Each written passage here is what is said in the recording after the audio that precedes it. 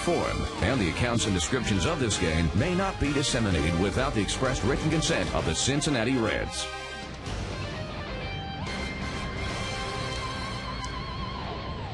Just about set for baseball at Great American Ballpark. Take a look at our Jeep pitching matchup tonight.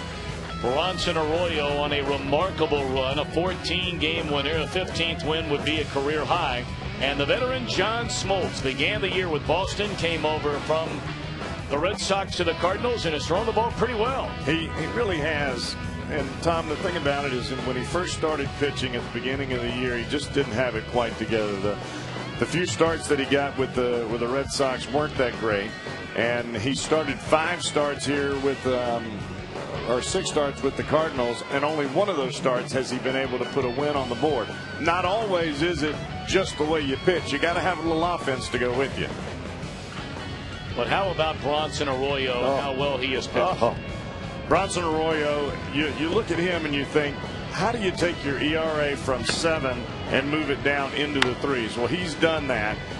The last 15 starts, a 2.15 earned run average. A lot of it has to do with the fact that he's pitching inside with every single pitch he's got, and that includes the changeup. And being able to do that allows him to free up the outside part of the plate when he gets fatigued and later on in the ball game. Look at those numbers right there. ERA leaders, he's second, and that's Major League Baseball, folks. That's not just the National League. That'd be #1 in the National League. So Bronson Arroyo getting the ball tonight, making his way in from the bullpen out in left center field. And when we come back, Arroyo will throw the first pitch of the night. The Cardinals and the Reds in Game 2 right around the bend.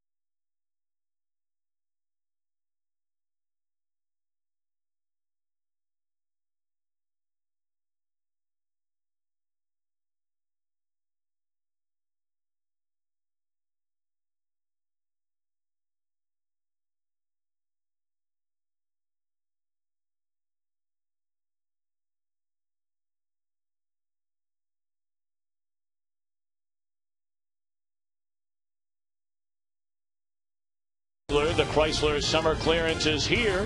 Get to your Chrysler dealer for some of the best deals of the season. By State Farm, like a good neighbor, State Farm is there. By Dodge, grab life. By Just for Men, stay in the game with Just for Men hair color. And by Skyline Chili, you know it's Skyline time when you get that craving for a Skyline 3-way or cheese conies. Took my little boy to Skyline for lunch today. He had a 3-way and a cheese coney. I love those things. 59 degrees, clear skies. The temperatures for the first time this early fall expected to slip down into the 40s tonight because of the clear skies. Mercy. There's going to be some frost up in northern Ohio, right? Wow. Reds taking the field defensively. Let's take a look at Tony La Russa's lineup for the recently crowned National League Central Division champion Cardinals. Skip Schumacher leads off at second. Mark DeRosa, big-time numbers in his career against the Reds, will bat second and play third. Albert Pujols bats third at first. Matt Holliday in left. Colby Rasmus in center. Ryan Ludwig in right. A ladder third of Jason LaRue. Brendan Ryan, the shortstop. And John Smoltz on the mound. 14-game winner Bronson Arroyo has tonight. And this will be his final start of the year to try and make it a career-high 15th win of the year. 12. He's had 12 straight quality starts, looking for number 13 now. And as we said earlier, over his last 15 starts, and this is what has allowed him to get his ERA down below the 3 mark. And if you say, well, so what below the 3 mark? Let me tell you something. He was in the sevens with about 12 starts. And that ain't where you want to be. And he's gotten it down into the 3s now, even though it's the high 3s. He has pitched as well as anybody. National League, American League, Japan, Korea, China, wherever you want to bring him from. Now, the one team he has had problems against this season is a team that he is facing tonight. Back on June the 2nd, he went 5 1/3 innings, allowed 7 hits, 5 runs, and a loss to the Cardinals.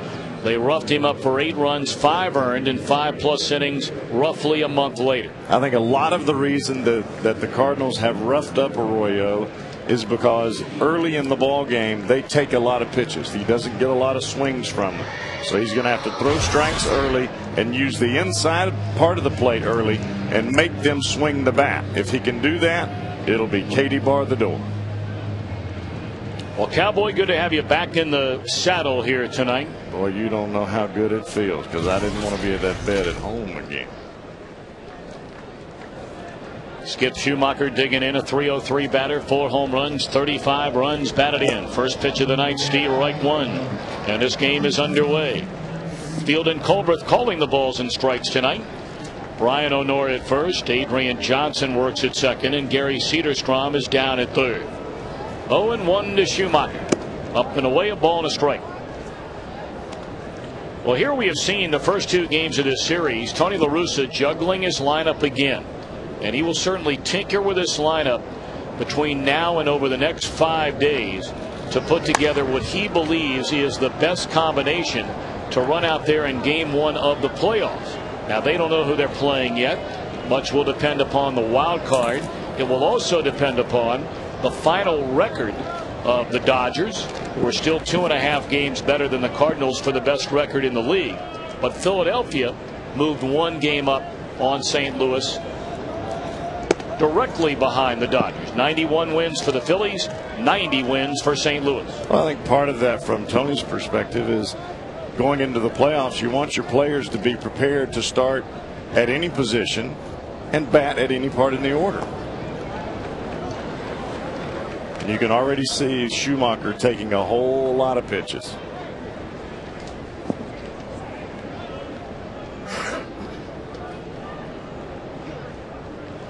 DeRosa to follow, and then the big fella Albert Pujols. 3-2 to Schumacher. Breaking ball fouled away. We'll do it again.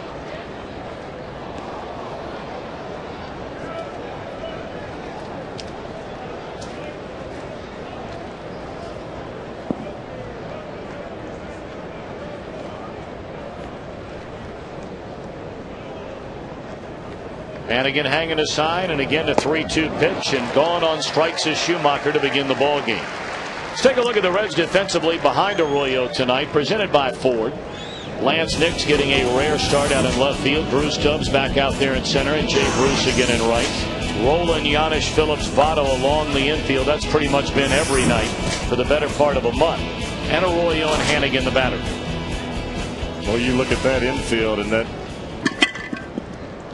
you see that those 4 spots have been in place for quite some time, and so is that W on the left side of the records. It's been climbing. Well, we brought it up last night. Only the New York Yankees have a better record than the Reds in all of Major League Baseball going back to the 3rd week of August. 0-2 on Mark DeRosa. The Yankees have won 25 of their last 35. The Reds have won 24 of their last 35. Routine roller down to Roland. 2 away. And I guess there are plenty of naysayers out there that say, well, it's just September or it's the end of August. You know, most of the clubs they're playing have mailed it in, and you know, who cares about the trade of Roland? You gave away too much good pitching. I'm telling you right now, I'm a baseball guy. I sat down there in that locker room for a long time. The addition of Roland has lifted everybody's spirits to the point where this is the team that they're not in it, but yet they're having the most fun playing. They're having more fun than the guys in the Cardinal dugout. The Cardinal dugout is pressing right now, trying to get home field advantage. 0-1 on Albert Pujols, but you and I both know, because you've been on good teams and you've been on bad teams, you trade places with them right now, as you like to say. You got that right. But I think this prepares the Reds for on down the road a little bit, because it is going to happen. They played too good a baseball over the last month and a half, and too good a baseball in April and May not to be able to do this for a year-long stretch. Starting to see parts of the puzzle come together in rapid fashion. Phillips had it played perfectly and throws out Pujols in a 1-2-3 opening inning for Bronson Arroyo. Reds come to bat in a scoreless game when we come back.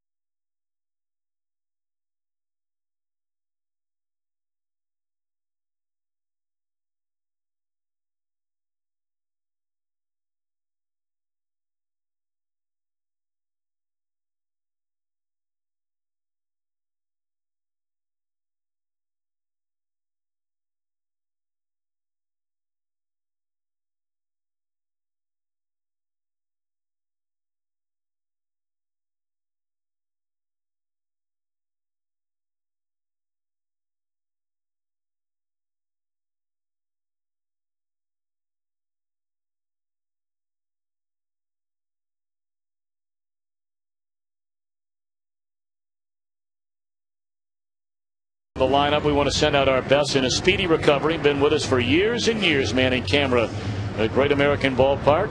Tom Seaver, that's right, the same name as a legendary pitcher. He's one of our legendary crew members. Underwent minor surgery earlier. We understand he's doing well, and certainly all of our thoughts and prayers are with you, Thomas. Get well and get back. I heard that. Surgery's no fun no matter where it is. No. The Reds lineup presented by U.S. Bank. Drew Stubbs in center, Paul Giannis at short, Joey Votto at first. Brandon Phillips still 5 RBIs away from 100. Scott Rowland at third, Jay Bruce in right. A latter third of Lance Nix. Swung the bat very well against St. Louis. Ryan Hannigan catching Bronson Arroyo. And one of baseball's greats over the better part of a decade and a half is right-hander John Smoltz. Regardless of the record, regardless of the stats, that ball in the air to right center field off the bat of Stubbs, and it is caught up against the wall by Ryan Ludwig. What I was going to say is every single player will raise their level of play to a different level higher up because he's on the mound. And sure enough, if Stubbs doesn't come up there, the rookie, and almost hit the ball out of the ballpark.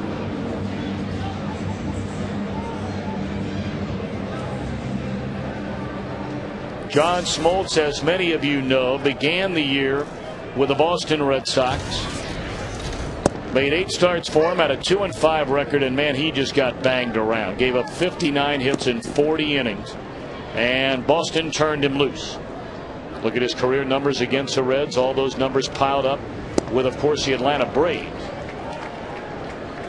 But since coming to St. Louis, 6 starts, a 1-2 record, an ERA at 3.18, has allowed fewer hits in innings pitched, has struck out 37 and walked only 4. I just don't think he was ready when he came back with the Red Sox. As all of us are, when you go on rehab, you want to come back as soon as possible. And even though you may think that you're 90%, well, that last 10% is tough to get through. And for a competitor like Smoltz, he was probably only 80% when he went back with the Red Sox. He just wasn't ready. Giannis pops it up and playable up the third base line and foul ground, and DeRosa coming down there to get it, 2 away. Let's take a look at St. Louis defensively, presented by Ford. Holiday, Rasmus, and Ludwig, left, center, and right. DeRosa, Brendan Ryan to start tonight at short, not Julio Lugo. Schumacher and Pujols again on the right side. Smoltz and LaRue, the battery. John Smoltz is the all-time winningest pitcher in postseason baseball history. Of course, 13 years he pitched in the playoffs for the Atlanta Braves. And not every one of those years did he pitch for Atlanta as a starter. But all time, 15 victories in the postseason against only 4 defeats. Tom Glavine next on that list with 14 wins, although Glavine has lost 16 games in the playoffs. It's amazing you think about Greg Maddux joining Glavine and Smoltz all those years in Atlanta when they were winning division title after division title. Smoltz, the 15-4 record. Both Glavine and Maddux under 500 in their postseason careers. Well, I think a lot of that has to do with the fact that this guy that's on the mound tonight has a special something that's deep down inside of him that allows him to elevate that 93, 94 mile an hour fastball to 96, 97, even 98 in the postseason. And it just flat out becomes unhittable. His slider becomes that much better, that much tighter. He becomes a strikeout pitcher for everybody that comes to the plate. He can smell it. Broken bat floater down the left field line, a fair ball by Votto, and this will be a 2-out double for the Reds first baseman. He's knocking on the door of 40. That's his 37th, and he's missed over a month and a half worth of games on the disabled list.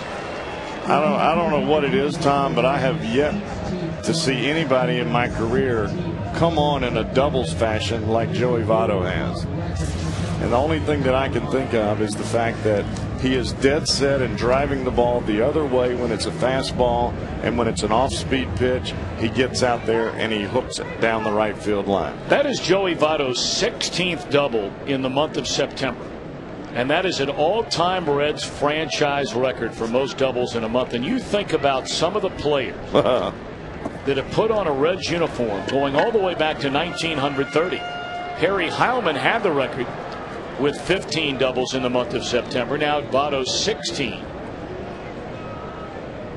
I mean, that is getting it done. He's still got a few games left, folks. Like he had 6 or 7 in a span of about 2.5 games. High fly ball by Phillips into right. Ludwig over to get it near the line, and that's out. A hit, a man left. We played 1, and we are scoreless.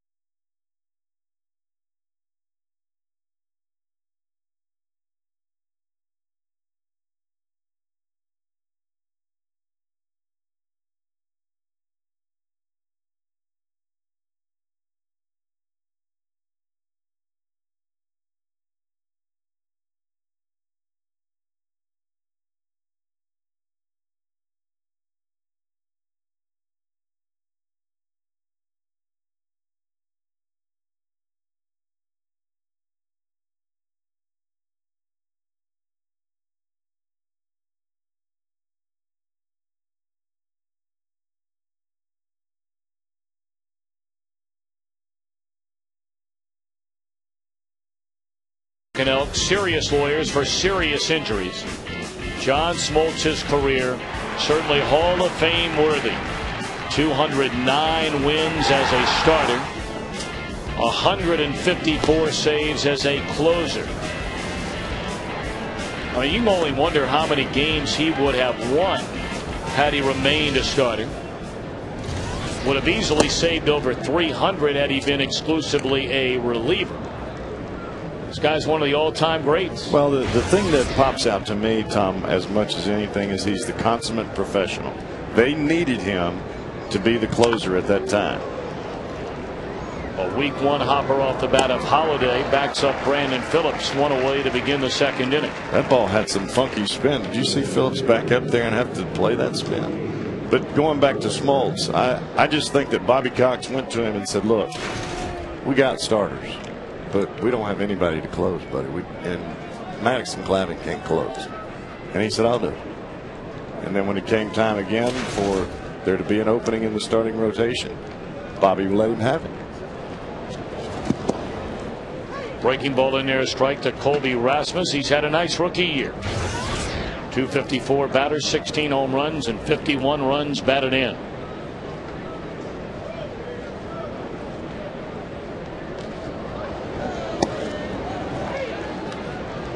Certainly the National League wild card race is not over. Not mathematically, but last night turned out to be a very important night. Atlanta lost, Colorado won. So with 5 games to go, it's down to a 3-game lead. There's strike 3 to Colby Rasmus. The wild card presented by Honda. Atlanta losing last night to the Marlins.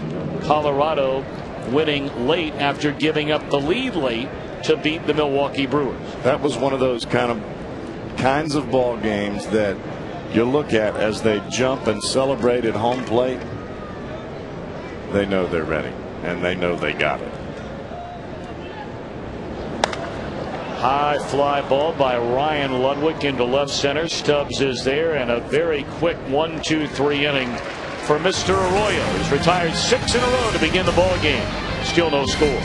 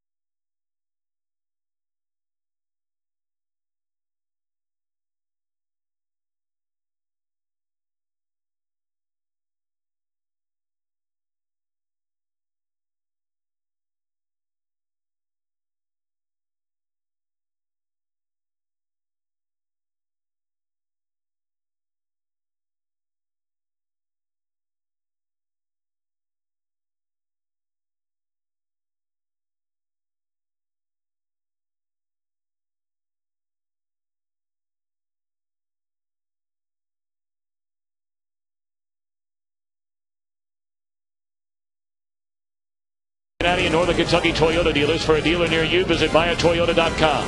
By JTM, food, family, fun. JTM. By Geico, 15 minutes could save you 15% or more on car insurance. Geico.com or call 1-800-947-AUTO. And by Jeep, the Jeep summer clearance is here.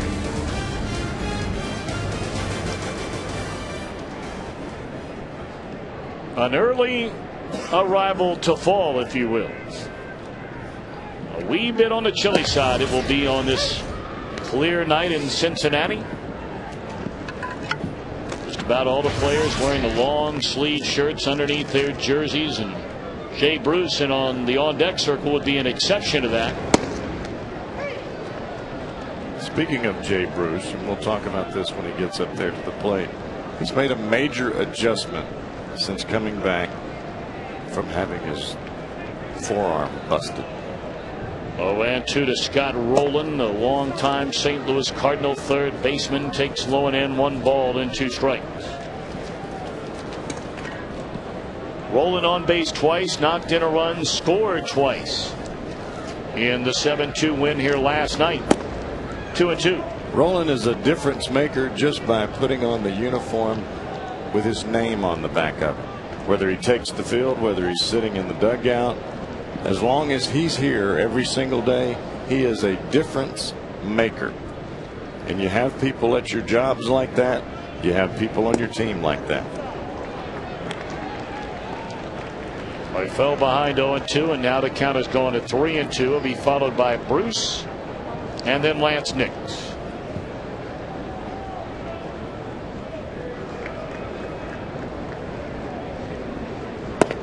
Ball 4.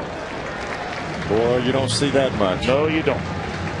And that's the respect that John Smoltz has for Scott Rowland. He got ahead 0-2, but he just couldn't quite get to the power pitch to put him away.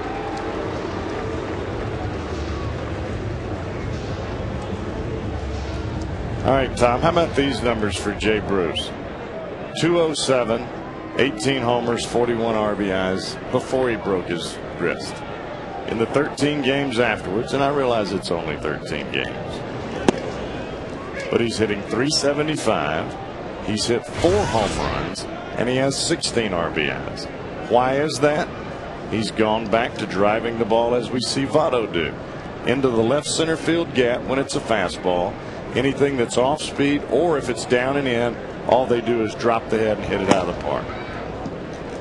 And you get an idea of the way the Cardinals align defensively. They still have to see Jay Bruce hit the ball the other way. They are playing him as if it was the beginning of the season or the second month of the season when he was pulling everything. Because in Houston they did the same thing, and they had to run all the way to that left center field gap to get the baseball. He almost had a triple twice. 1-1 to count on Bruce. No score in the bottom of the second inning. He missed that ball by 2 feet. 1-2.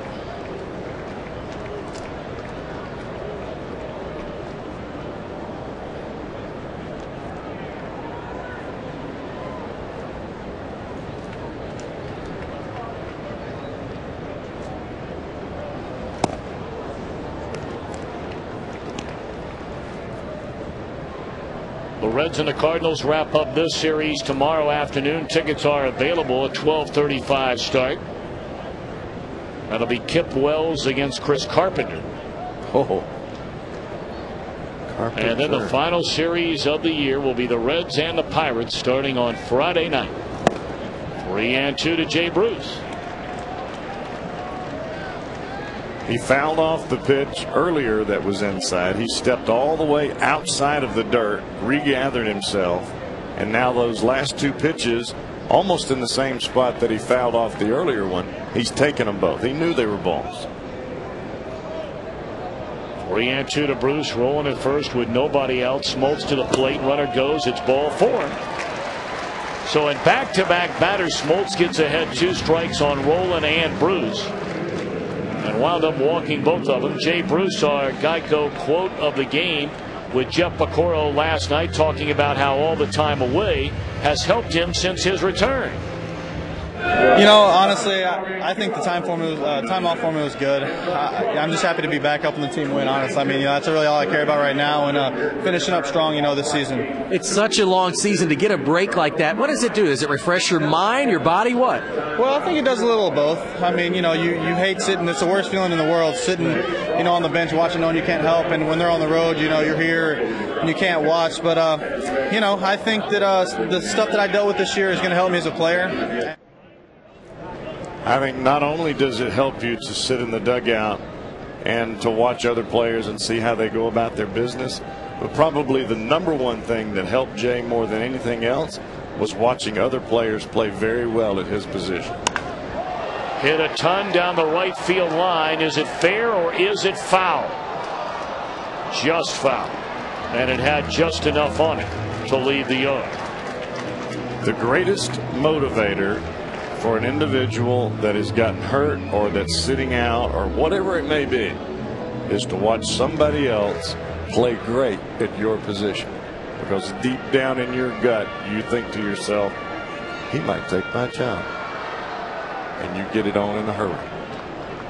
Whatever it takes. You reach down deep and you come back like there's no tomorrow. And that's what he's done.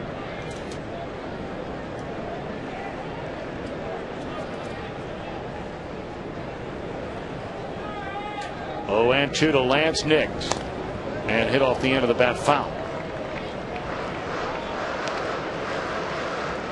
Now, you know, sometimes those guys play so well that they can just play and forget about you. Yeah, you're right. I mean, Stubbs in center field with Taveras. I mean, that's a tough situation for Willie Taveras right now. Signing the 2-year deal and seeing how well Stubbs has played in center field. That's a tough one.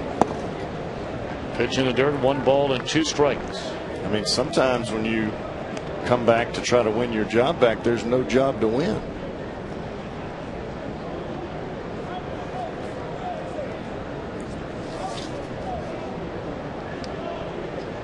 Stubbs back in the lineup tonight. Willie got the start in last night's game. Had a base hit in 4 trips.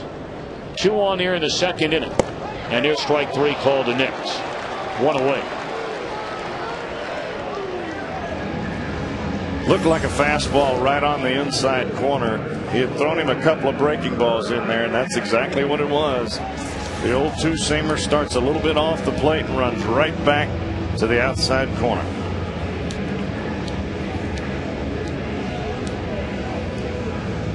Now Ryan Hannigan, a .266 batter, 3 home runs, 10 runs batted in.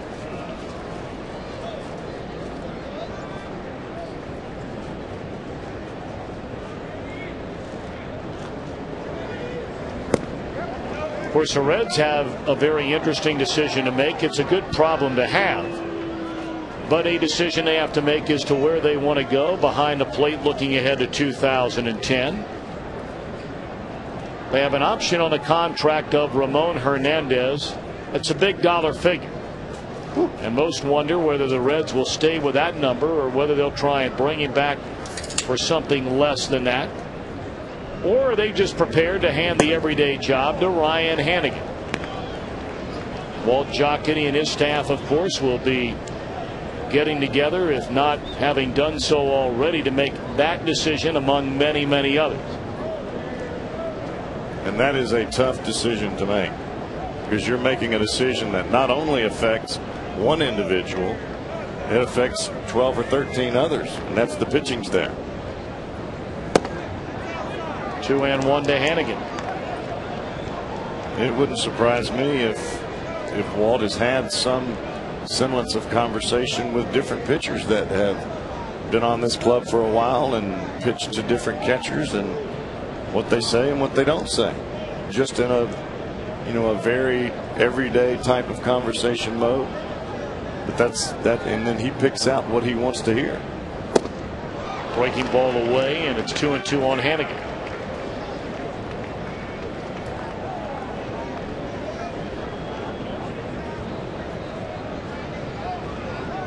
When I say it's a good problem to have, you can make a viable argument for either one of them being back as your regular guy next year. Well, this guy's got a .998 fielding percentage as far as throwing out guys, stealing, catching a ball game. He's very good. But driving in runs is not his forte. And Hernandez pretty good there. Put him in the right spot. I mean, earlier this year, through the first 2 months of the season, he was clutch. I mean, after Votto, he was the next best player on his team. You're right. You're very right, Tom. I mean, he was the guy that deep down inside, yes, Brandon Phillips was hitting 4th, and everybody loves Brandon to death, but in a crucial time earlier in this season when Brandon was struggling, you wanted Ramon Hernandez at the plate.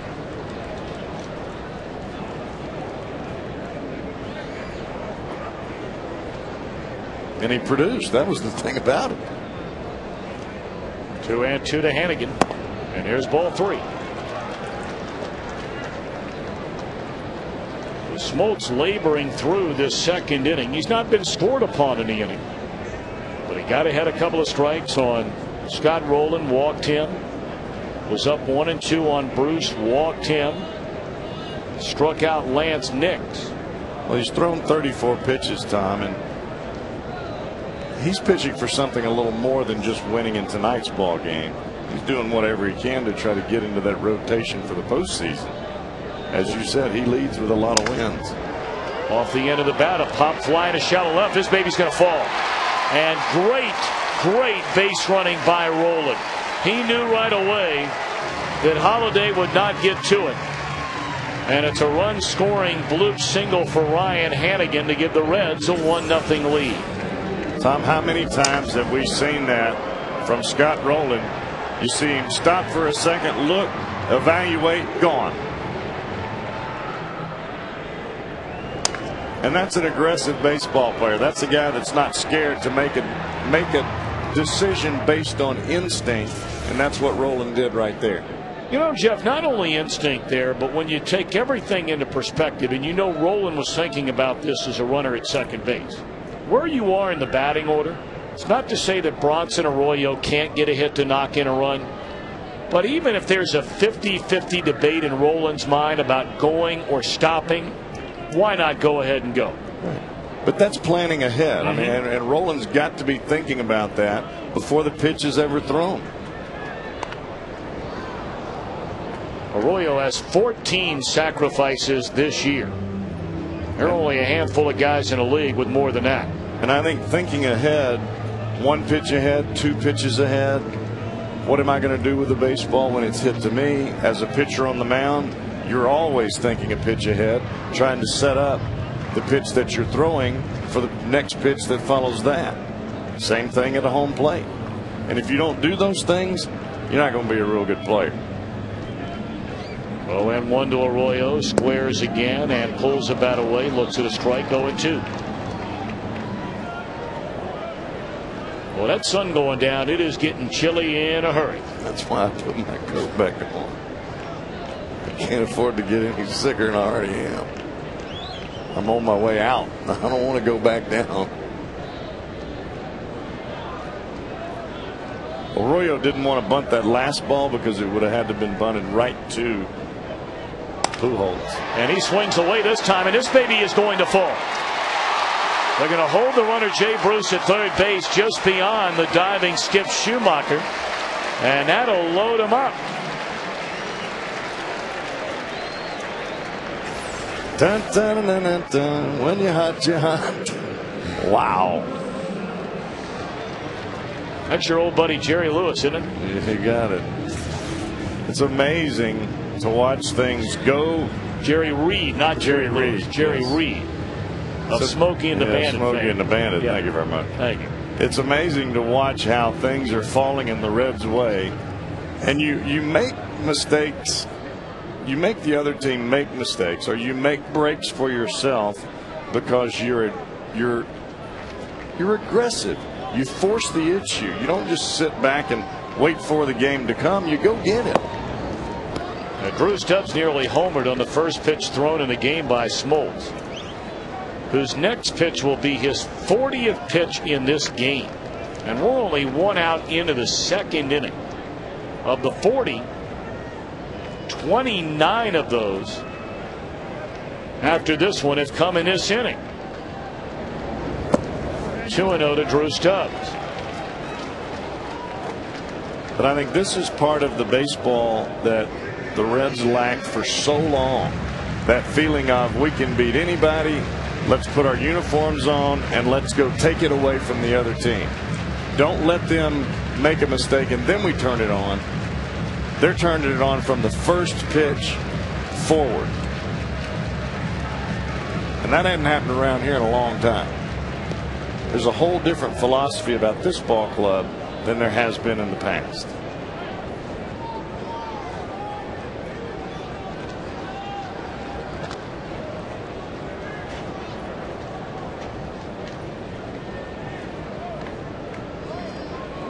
Well, Stubbs looking for something to hammer here on 2-0.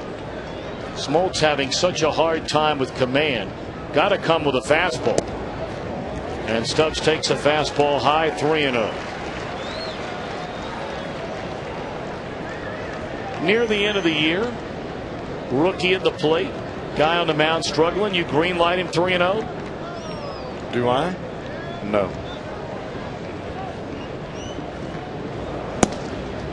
3-1. And the only reason that I don't is because I don't know how many times Drew Stubbs has had the green light.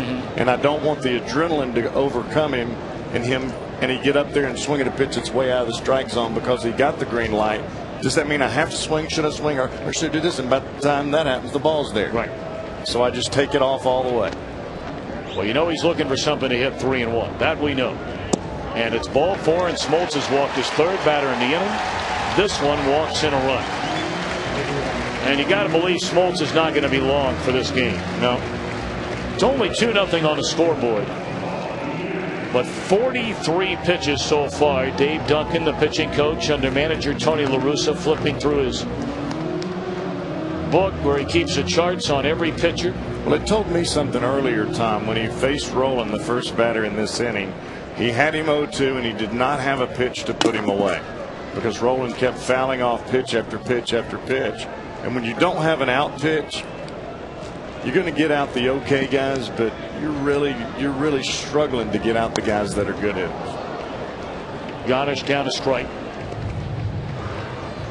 And every time he's had to go to a perfect pitch, he's had to go away, and he's trying to get that ball to come back to the outside corner like he did to Stubbs there, and the ball's just not coming back for him.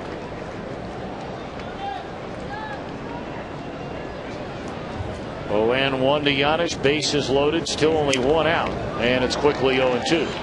Now, don't get me wrong, it's not like the Reds are beating Smoltz around here. No. I mean, they had the bloop double on a broken bat by Votto in the first inning. In this inning, Smoltz has walked 3, but the 2 hits, a broken bat flare into left field by Hannigan, and a Butcher Boy bleeder swing into right field off the bat of Arroyo. So they're not squaring him up. Right, they're not squaring him up, but what they have done is made the most of their opportunities. We've seen this in the past where a pitcher's walked 2 batters in a row to start the inning, and the Reds squander it away with a pop-up in the infield and then a double play. You're out of the inning. And he struck out Giannis on 3 straight pitches. 2 away in the inning, and Votto coming up.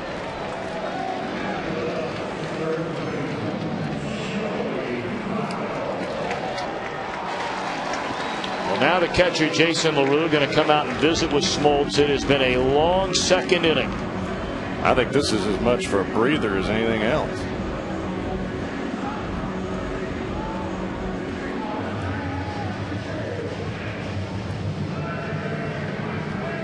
"35 pitches in the inning for John Smoltz. And now he faces the best hitter in the Reds lineup, Joey Votto. Yeah, coming off the best player of the league. Votto on the year 4 of 5 with the bases loaded. He's not hit a grand slam, but he's knocked in 9 runs. Yeah.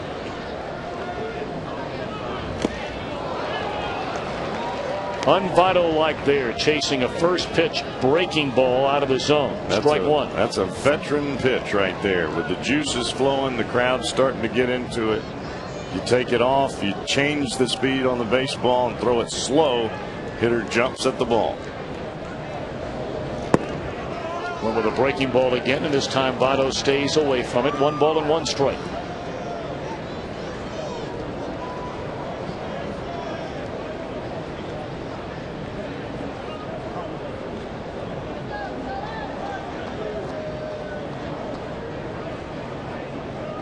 Reds out to a 2-0 lead. Bases loaded with 2 outs in the second inning. And another breaking ball, and Votto nearly screwed himself in the ground. This one comes in, it's supposed to be outside, but it breaks all the way back to the middle of the plate, and it's up. And that's one of the reasons Votto spun so hard, is the ball didn't break where he wanted it to break. He was thinking it was going to come down, and the ball actually stayed up. 1-2 to Votto. Fastball inside. Boy, Even a count. Wanted that one, didn't he? Pumped his fist wanting it so bad. Watch the pitch there. He's really wanting that pitch. But that's a ball. The ball is not coming back for him. And the reason it's not is because he can't get the same arm extension because of the shoulder surgery. 2-2 to Votto. Big pitch in the inning. Breaking ball in the dirt to run the count full. Isn't it amazing how one pitch can change not only a whole at bat, but a whole inning or a whole ball game? He makes that pitch right there and the ball runs back over the corner. They're out of here with only 2 runs damaged. Right now, who knows what could happen. But you can't get out there all the way like John used to be able to with that full extension and make that ball run. 3-2 pitch to Votto. And it's popped up in foul ground, and that ball's out of play.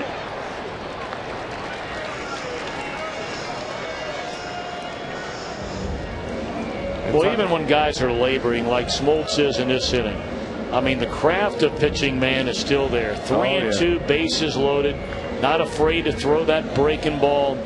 I mean, this guy really has been a great performer for a long time. Well, the physical attributes of the man change as you get older, but the brain only grows and gets better and better and better, especially the more you struggle because you have to invent pitches. Came back with a fastball at 91 miles per hour, and Votto just fouls it off, and will do it again at 3-2.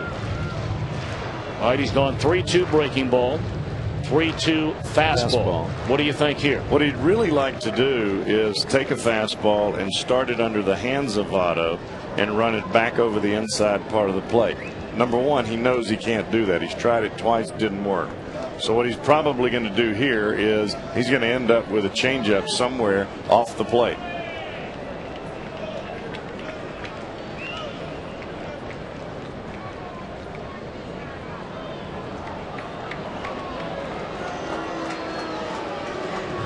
And it looked like that's what LaRue had put down was the changeup. And that 4 fingers is the changeup. He put it down twice. Double down with that rollover. That's Smoltz's cue with runners at second and base. A runner at second base, so they don't pick off his signs. 3-2 again on Joey Votto. Here it comes. In the air, and Smoltz may get out of this inning with only 2 runs. He will. Changeup. End of 2. Reds lead it 2-0.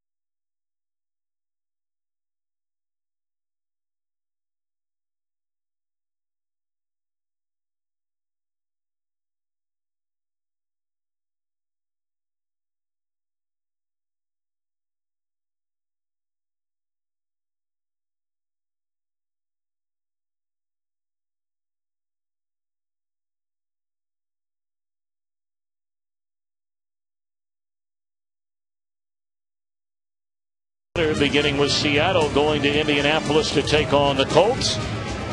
And then Tony Romo and the Cowboys go to Denver to take on the 3-0 Broncos. Coverage begins Sunday with America's #1 pregame show at high noon on Fox. Colts may not lose a game.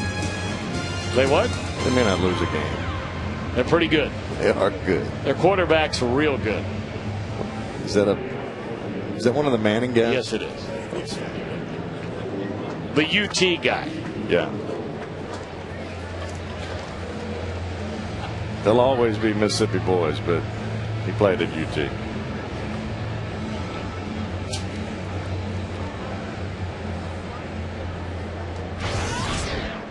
How do you throw out 2 kids that are NFL quarterbacks? It's amazing, isn't it? Good. Unbelievable.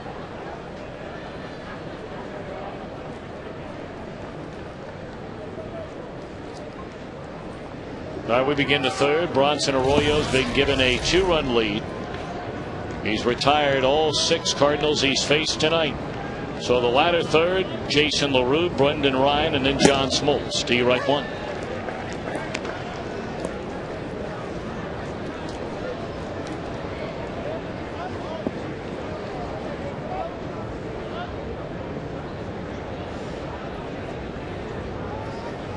LaRue again playing in place of the injured Yadier Molina. We brought up earlier the night that St. Louis clinched the National League Central Division on Saturday. Molina had to leave that game with a bruised knee.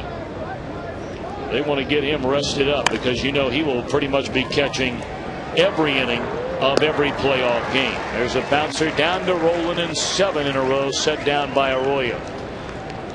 Where's my money? Where in the heck is my money?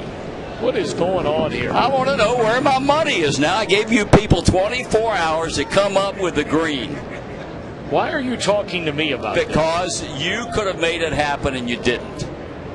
I come over here and I worked for free last night, and we know how you are about working for free. Hey, here's what we have. I didn't know that there was a certificate of appreciation granted to Martin Brenneman for his exemplary on-air appearance last night without getting paid. Yeah, you ain't lying. September the 30th, 2009. Well, can I tell you something about that certificate? Can I tell you what can I tell you what Christian Roberts can do with that certificate? I can't spend that. That's all I've got to say. I gave you people time. I expected a little something in my left. Did they make you come in here last night, buddy? 0, nothing. They made you come in here? Well, they make me do anything. They asked me if I'd come in and bail out Junior here. Came in here, worked an inning, got a few chucks from people, and they put on the screen, Tom Stad's working for nothing. I'm sorry. That's Christian. I'm sorry. And Lauren. And I'm leaving. Sorry, partner. He still isn't getting paid. Well, he was fired up in here last night. What happened? I'm going to tell you what now. I mean, when I go back to radio, he's going to be all mad at me. Will pop up. Brandon Phillips out to get it. 8 in a row retired by Arroyo. I mean, last night we had more emails and we had more phone calls came into Fox Sports Ohio about his appearance on the television side last night. I've seen the old boy fired up. You've seen him fired up. Last night he was fired up. He was real fired up. He was fired up right then. And I mean, look at him. He's still tired. What happened? What happened? Did he just come in and do an inning or two? And well, he came in and he couldn't make up his mind if he was going to do the play-by-play. I mean, a play would happen. He'd call the play-by-play, and then I said, "Well, are you doing it or am I doing it?" And then he said, "You do it." He's holding up his wallet, which looks pretty flush. I don't think he needs any more in it, does he? Well, I tell you what, there's a lot of dust and dirt and cobwebs inside that thing. We have gone another baseball season. I don't think he's bought one time. There's a couple of George Washingtons with their eyes closed in there that haven't seen the light of day. Strike 3 called to Smoltz. So 1, 2, 3 go the Cardinals for a 3rd straight inning. Reds lead 2-0.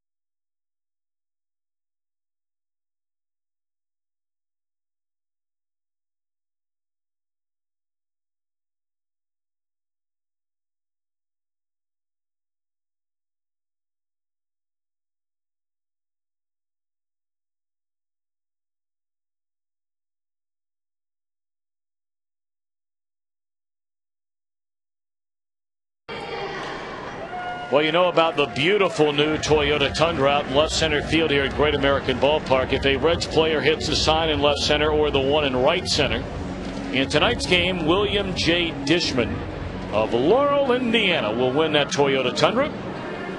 Running out of time, we're down to the final 4 games of the regular season after tonight. Got to give that baby away, Cowboy. Yeah, what did they say they were going to do with it if nobody hits the thing? Never got an answer. I heard you ask the question. I did not hear an answer. I did not get one either. Well, they just take it back. I don't know. I don't know. Maybe that's how we can pay Marty Brennan. Hey. No, I already He only drives those Cadillacs. I've already asked him that question. That's right. He's not a truck driver. Because I told him he looks like a truck driver a little bit, though, doesn't he? He does. I told him he could come down and drive my truck at home, but he said, well, that'd be different. He said, but I don't want to drive a truck, like have a truck and drive it. He likes wearing jeans. He does. He has jeans on tonight. Right. And I think he could learn to wear boots. I could teach him that. Yep. Get him in a flannel shirt. He said he wanted to go cow tipping with me. That'd be good for him. Yeah. Do a little bit of that in the off season. Totally set up. You know, he's not. I'd have to help him though. I don't know if he could do a full sprint. The cow might tip him. That might be a good wake-up call for him. Oh Lord, you don't want one of them cows to fall on you. 2-1 to Brandon Phillips. Fouled away, 2-2. All right, we have a text poll question. Let's settle this once and for all. Should Marty get paid for his appearance last night? Yay or nay? Text 1 or 2, yes or no, to 37664. Should Marty get paid for his appearance here last night? I mean, this is going to be, I'm sure, one of the largest tallies we have ever had in our text poll question. Massive. Early on. Early on. Tell how long he was on so people will know if in case they weren't looking last night and they were watching tonight. Because he wasn't on the whole game. He was only here for like an inning. Yep. There's ball 4 to Brandon Phillips.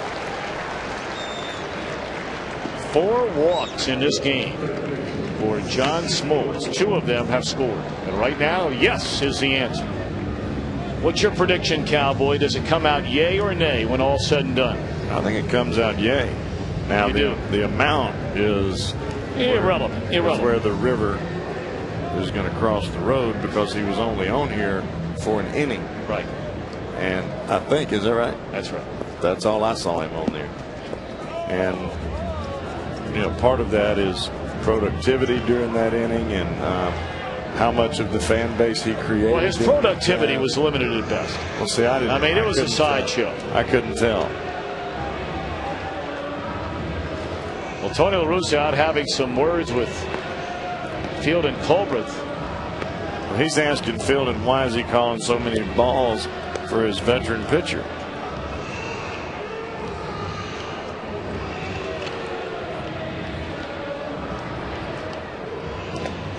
You know, it's my understanding, and it says clearly in the rule book, and we don't know exactly what this conversation is, but I thought that you're really not allowed to question balls and strikes. You can yell from a dugout. Maybe Field and Culbreth had heard some of that and said, all right, that's enough, prompting Tony to come out. Right.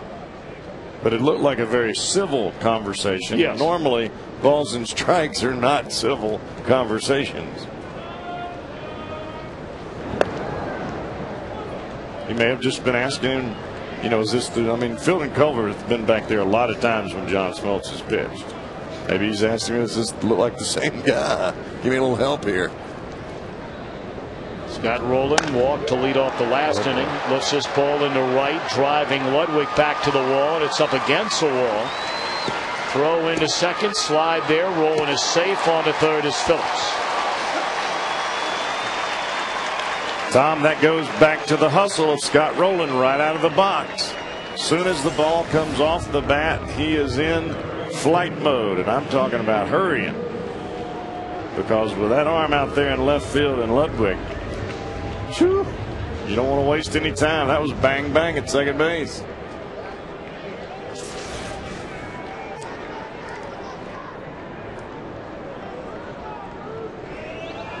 Jay Bruce walked and scored in the second inning. Reds trying to add to a 2-0 lead, and a breaking ball is outside, and tonight Smoltz just doesn't have it. No. And he would be the first to tell you that. And in years past, when he didn't have one pitch, he could go to another. But for now, because he does not have that high-end fastball with that good movement, he has no place to go.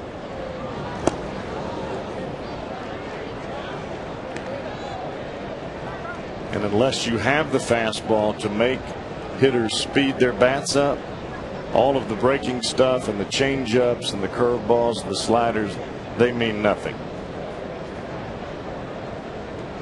2-0 to Jay Bruce. Runners at second and third. Nobody out. Ball 3.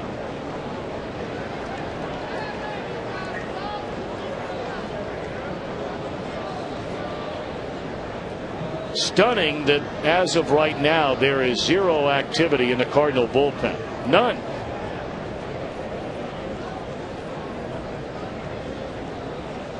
(3-0) on Jay Bruce. Ball 4, and they're loaded with nobody out for Lance Nix. And this may be a situation, Tom, where the brass, and I'm talking about Tony La Russa and Dave Duncan. Duncan's going to come out now.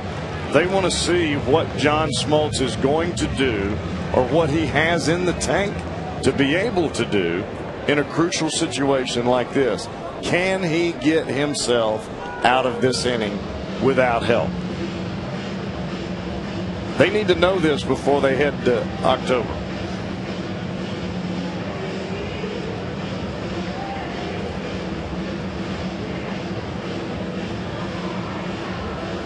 Well, Dave Duncan looking in that dugout. Dave Duncan is looking right at Field and Colbert. That's who he's looking at. And he's waiting for Colbert to come to the mound. He's not coming. Colbert's over there talking to third base umpire Gary Cederstrom. And now Duncan's heading that way. Now Duncan's going to head over to where he's at.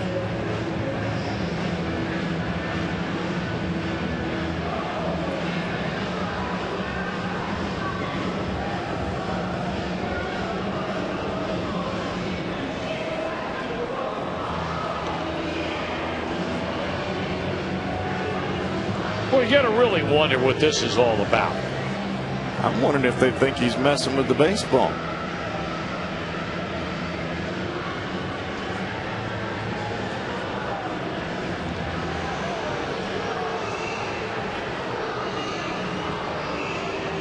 Because now that Duncan is talking with Colbert and Duncan has talked to Smoltz, I don't know. That could be the furthest thing from the truth.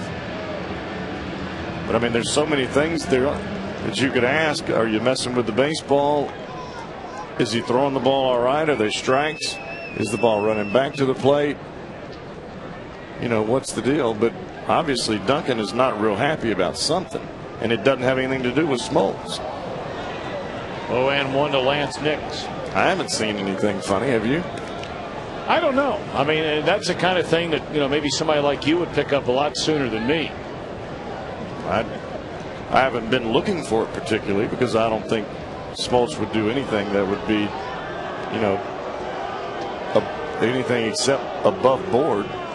Well, after you watch what Smoltz just did there now, he threw the ball out of play and threw it right to the Reds dugout and threw it off the screen in front of the Reds dugout.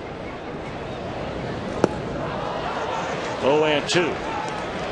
Well, maybe the Reds said something. I don't know. But he threw that over there on purpose. Oh, yeah. That had a message behind it. And he threw it hard.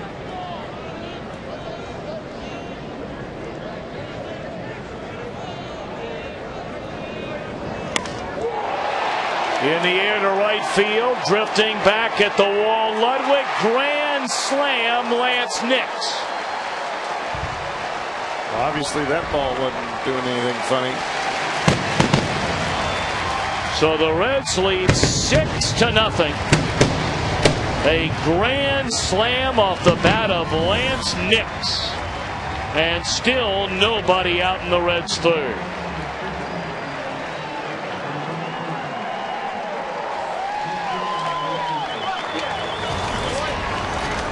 This is the part of the Reds club that I love more than anything else, that they have changed from the beginning of the year to now, is they just don't stop. They keep turning it on and turning it on. Every single inning, you keep going and going and going. First career grand slam for Lance Nix. It was a hanging breaking ball right in the heart of the plate, and that was hammered.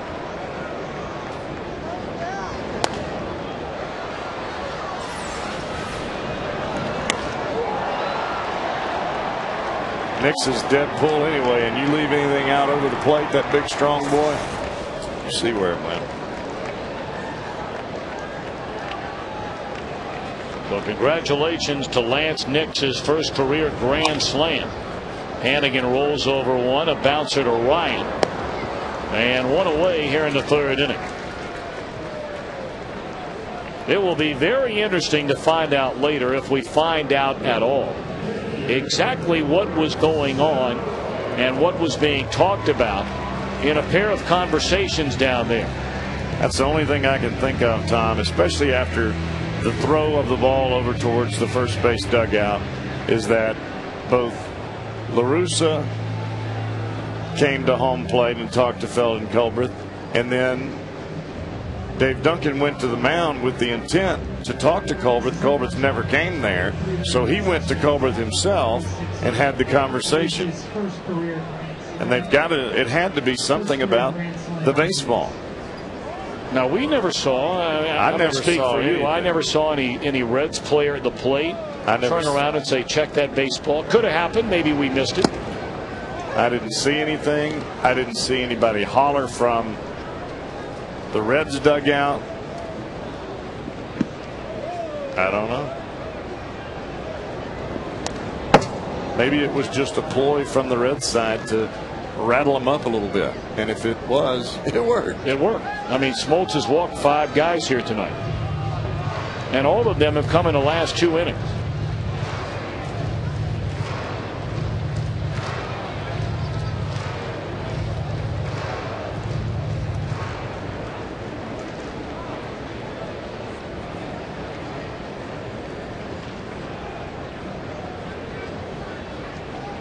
Oh, and 2 on Bronson Arroyo. Struck him out swinging. 2 away. And Smoltz throwing those balls over by the Reds dugout. I mean, perhaps there's no intent there. I mean, it looked like it, but maybe not. So, I mean, really, it's all just speculation up here right now, because we simply do not know. All of these things that we have seen, we've seen them at any other time.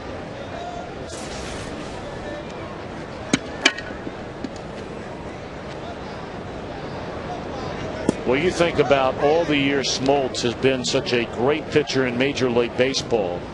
Tonight is the first time he has walked 5 or more batters in a game as a starter since July the 18th, 1995. That is 15 baseball seasons ago. And that was right in the middle of his heyday. Oh, yeah.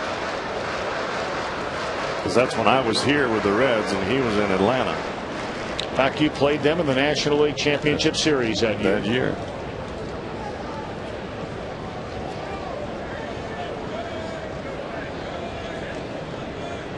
Oh, and 2 to Stubbs.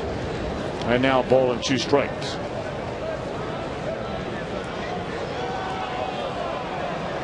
Well, that's about the 3rd time that Smoltz has had a ball taken out of play, that the home plate umpire threw him the ball, and as soon as he got it, he threw it at the Reds dugout. Now again, does it mean anything? I don't know. What do you think? I don't know, but everybody that's getting the baseball down there in the dugout is looking at it.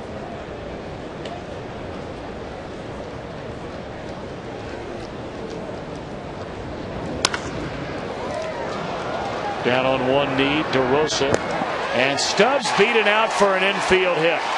Man, that cat can run. He can really run. I'll be honest with you, Tom. I've never in my career seen somebody get out of the box and beat out a ball like that ever. I mean, that ball was hammered. He had to go down to his knee to get it.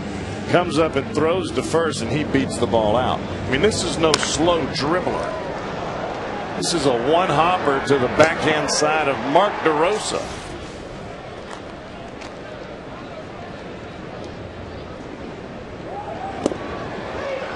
And he takes off for second, the very next pitch, and steals second base. And Smoltz staring into that Reds dugout now. There is something going on out there. It's got to be. He's still staring in there.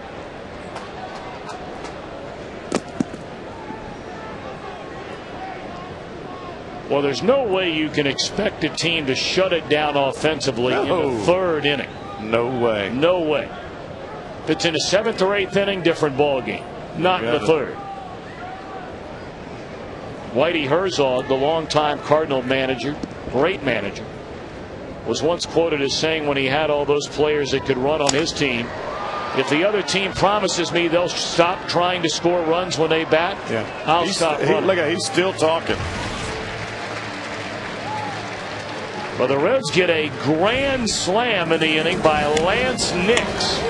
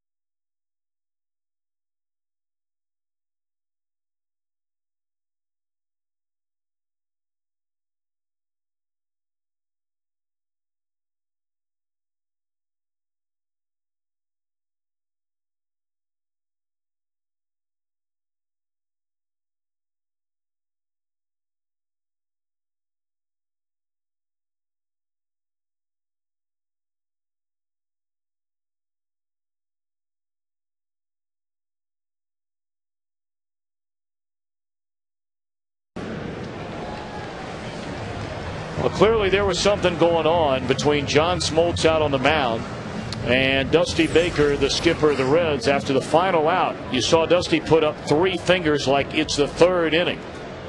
Third inning. And Smoltz, okay. Smoltz not happy about that stolen base by Stubbs. Well, I think the bottom line for Smoltz is you're looking at a Hall of Fame pitcher that's getting it handed to him. He's not happy. He's upset that he's getting hammered, and his pride's getting in his way, and he's so used to being the one that is the dominator in the game, and he's getting hammered, and he's embarrassed. He's mad and doesn't like people to steal on him when the score is starting to really elevate. And Dusty's letting him know, hey, dude, it's just the third inning. You got Pujols and Holiday and Ludwig and DeRosa over there. They all could catch us with one swing of the bat, because they did. They already have. And you know that Tony La Russa understands that. Really, at the end of the day, John understands that. I mean, John has been around a long time. That's right. Just a bad night. He's very mad. That's right. And you can't blame him for it. Nope. I'd be mad too if I'd just given up a grand slam. I'd probably taken a couple down with him. But, you know.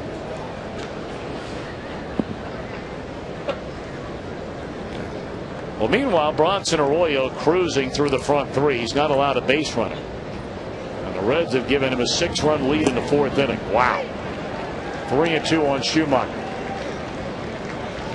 Schumacher really is the only batter that has made Arroyo work in this game. Got him to 3-2, fouled off 2 pitches before he finally struck him out. It's been rather routine ever since. Fouled away. And I think that's really what Schumacher is trying to do. Because usually when Schumacher comes to the plate, he's first pitch hitter. You give him a first pitch fastball, he's hammering. 3-2 the count. And it's in the air, and this is going to get past a diving Nix. Schumacher will go into second with a leadoff double. First hit of the night, first base runner of the night for the Cardinals. Well, that's as good an effort as you can give to try to keep a no-hitter alive. A sinking line drive into left field, and Nix did everything he could. But I don't think he's going to be able to catch that one.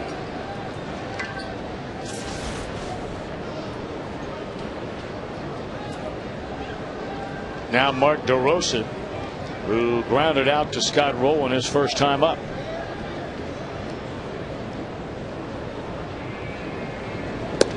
Strike one. 32 doubles. 34 doubles, excuse me, for your leadoff hitter. That's a whole lot. He's had a good year. Oh, man. I mean, he's really had a good year. That is a major engine starter right there.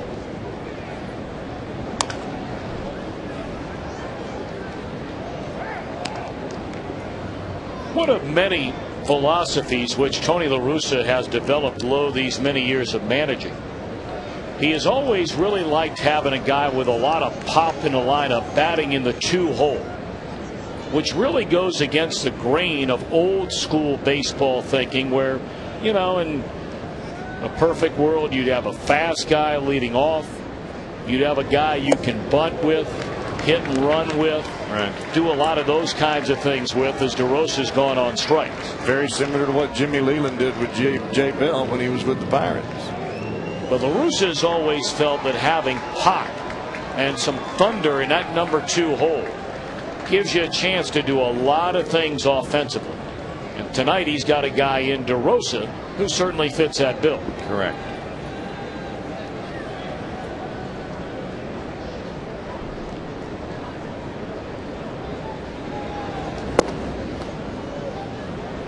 He has a lot of pop in that 3-hole for about 9 years now.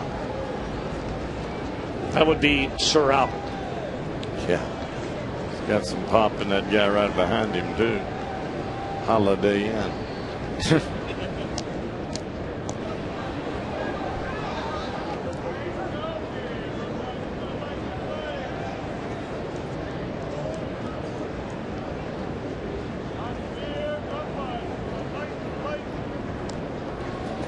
One and oh to count on Pujols, and it's down and in, 2 balls and no strikes.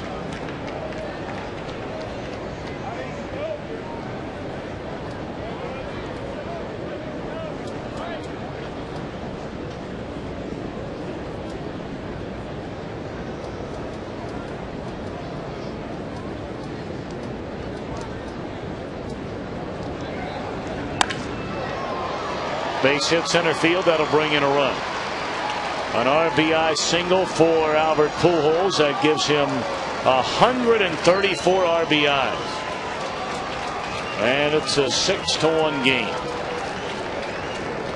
Aflac! All right, let's take a look at our Aflac trivia question tonight. Who are the only 3 Reds players with 3 or more leadoff home runs and 1 game-ending or walk-off home run in the same season?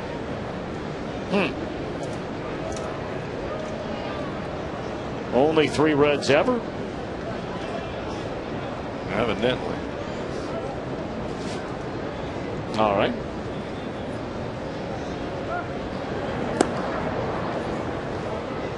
Tell you a guy who used to do a lot of leading off for the Reds and had some sock in his bat was Bobby Tolan.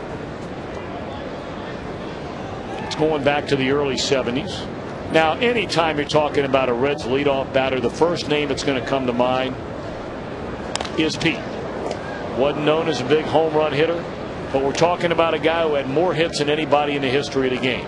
If I got to roll the dice on one guy in there, he's got to be in there, right?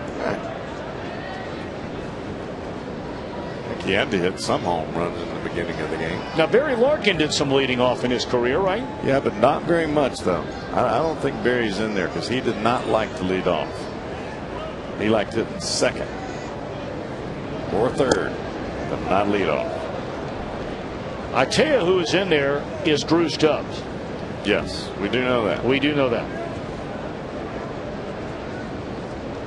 And I like your pick on Pete. Well, I mean,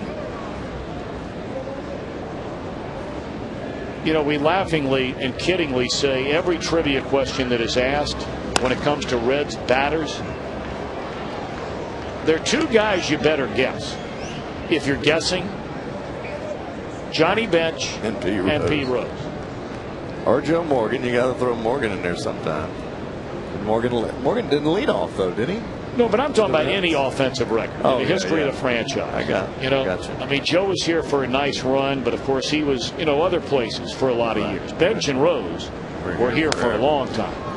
Found out a play. But I mean, when Joe was here, he hit third, didn't he? If I remember correctly. That's right. Yep. 1-2 on Matt Holliday. Reds leading 6-1. We're in the top of the fourth inning.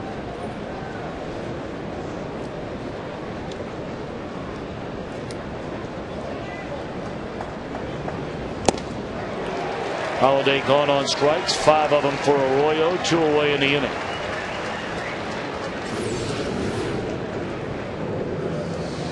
Looks like he's got a fastball grip, and yep, he goes upstairs with the heater.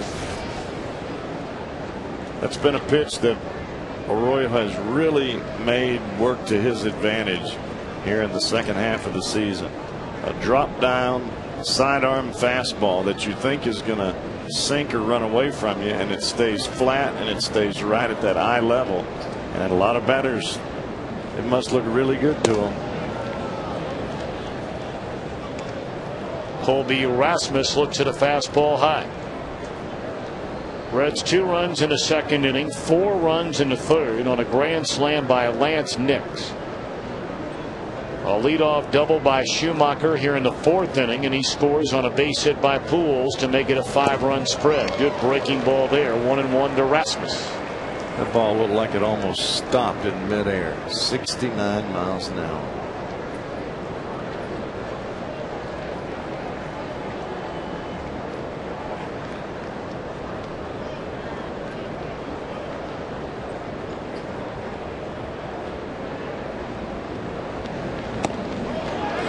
He went around. Yep, on the appeal. That's the thing that I don't understand. As you see this check swing here on a sidearm breaking ball, it looks like it's over the plate and just eats you up. How do you make an adjustment from a batter's standpoint on a pitch from 62 to 90 in consecutive pitches? I don't know that you can. Foul it off, maybe.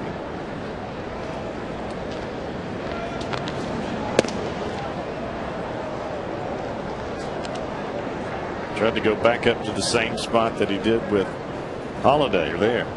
That sidearm fastball upstairs.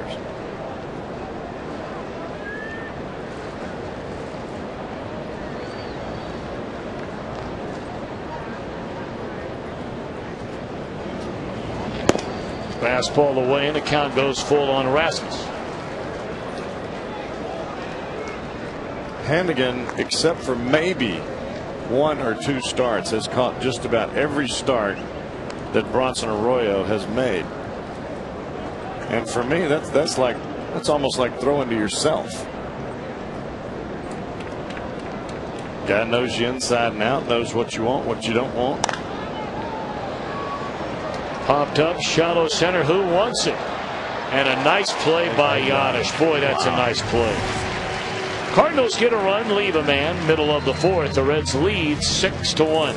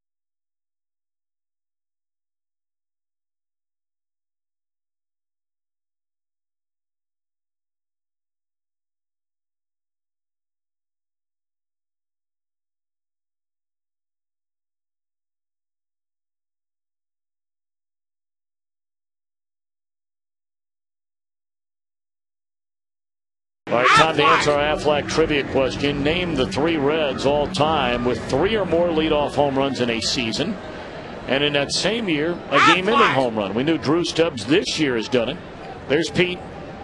And Jerome will not have been here until September 30th, 2014, and not have guessed Jerome Walt. Sad part about it is his locker was only about 2 down from mine. Pretty sad. Of course, Walton, the former National League Rookie of the Year when he came up with the Chicago Cubs and led them to a division title in 1989.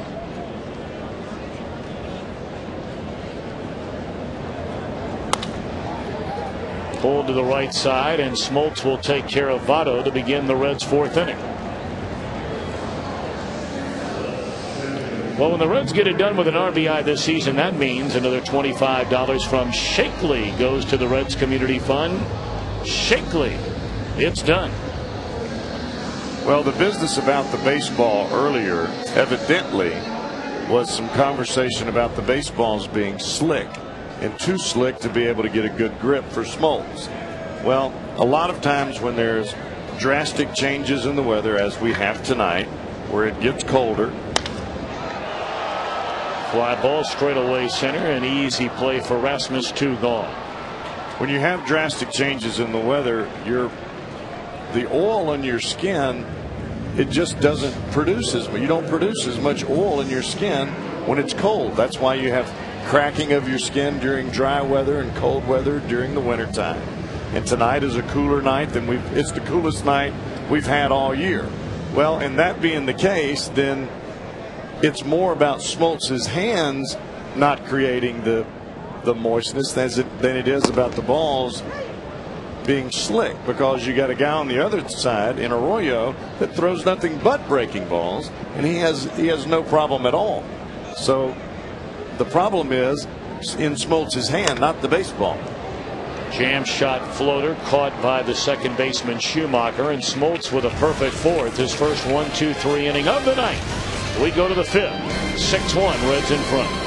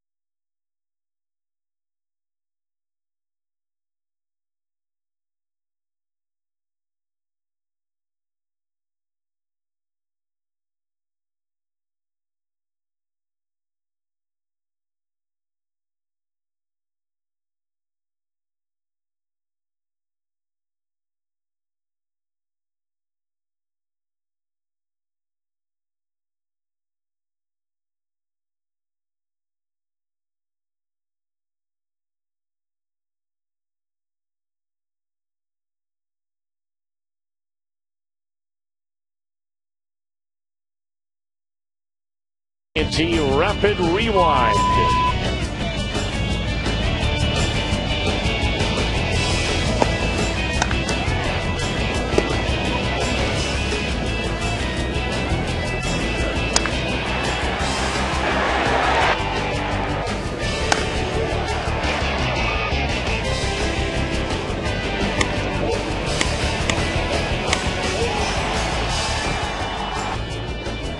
AT&T, the nation's fastest 3G network. AT&T, your world delivered. Top of the 5th inning. 6 runs, 6 hits, 5 men left on base for the Reds. St. Louis a run on 2 hits, 1 left on. Arroyo working quickly, working effectively yet again. We brought up Arroyo going back to the end of July has had the 2nd best ERA in all of Major League Baseball. ERA of under 2, second only to King Felix Hernandez, who could be the American League Cy Young Award winner this year. You are correct, my friend.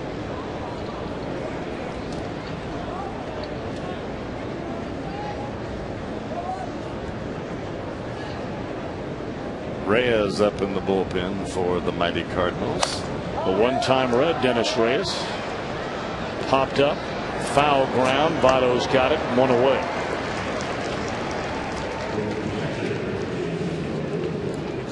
Well, you can enjoy one of Cincinnati's local favorites. We did last night right here at the ballpark. Penn Station East Coast Subs, located near the Reds fan zone over on the first base concourse and behind section 514 up on the view level. Great Philly cheesesteak subs. Cowboy, I know you like them. Love them. Get tickets for the Reds right now at 381 Reds, or go to Reds.com and enjoy Penn Station East Coast Subs. Chicken Philly extra mayonnaise, 2 bags of chips. That's your order? Do you get one, or do you get one for night and one for midnight? Let's see, what do I do with that? Because you got to admit, you can bring one of those bad boys home. Rolling Fields in fair territory, throws out LaRue, 2 away in the inning. You got to admit, you can bring one of those babies home and, you know, warm up the oven, stick it in there, and you're ready to roll. Late night. Yes, I have done that. Actually, what I've done, well, this is kind of silly, but I get one when I'm eating it, like tonight. Right, for dinner. Yeah, and then for midnight I get 2, and I take all of the insides and scrape it out and put it in the other one, so it's just like a monster Philly cheesesteak. It's really good too, and you just eat it open face. Foul territory out of play. So you don't pick it up with your hands. You just get out of I it. ate it with a knife and fork and slather it up with mayonnaise all over the top of it. My wife thinks I've lost my mind, but it's really good. I don't know what they marinated in, but it's prime time. Solid. Wow. You know, we ought to have them send up a couple of those for you to take on home tonight. Well, they have sent some up before, and I tell you, they are some kind of good. 0-1 to count on Brendan Ryan, and a fastball is low. A ball and a strike on Ryan with 2 out and nobody on. It's all in the care of the cooking. No doubt about it. They do a great job.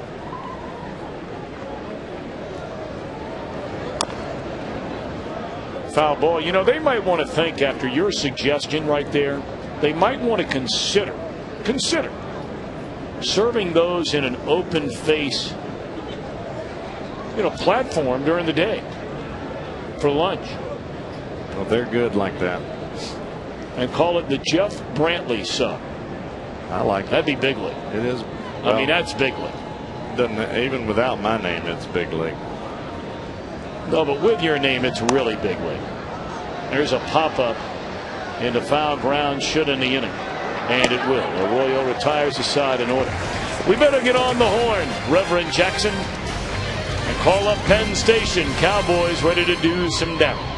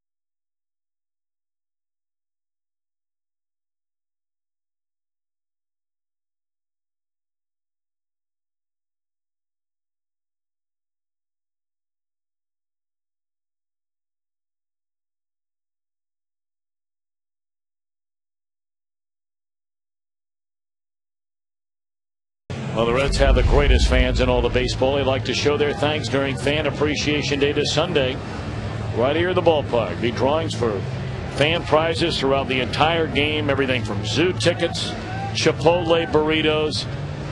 That's big league. La Rosa's Pizza. Big league. How about Montgomery Inn? Billy. Frisch's. Crushed. You might even eat carpet land knowing you. So much more. Tickets 381 Reds or go to Reds.com. Well, the big sweat is in the game. Dennis Reyes for the Cardinals. 73rd time that he's been on the mound for the Cardinals. 75 is his career high. This guy's had a good career. He really has, and this tells you a little bit about Reyes. He's on for the 73rd time, and he's only pitched in 39 1/3 innings, so he's pretty much just a lefty guy. Well, he'll face a pair of lefties to begin this inning. Jay Bruce, whom he gets on a ground ball to second base.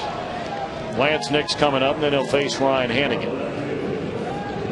Dennis Reyes will be a very important part of the postseason for the St. Louis Cardinals. He might be pitching in a 5-run ball game tonight on the final day of September. But when October rolls around, he will be counted on for some huge outs. When you look ahead to the potential left-handed batters of teams they could face, you look at Colorado and guys like Brad Hoff and Todd Helton. There's a liner into center for the second out of the inning. You think about Philadelphia, Chase Utley and Ryan Howard. He's going to have to get those guys out. Oh, yeah. And you think about the Dodgers, they just have a slew of left-handed hitters up and down that line. Better soak his arm. He's going to be pitching a lot.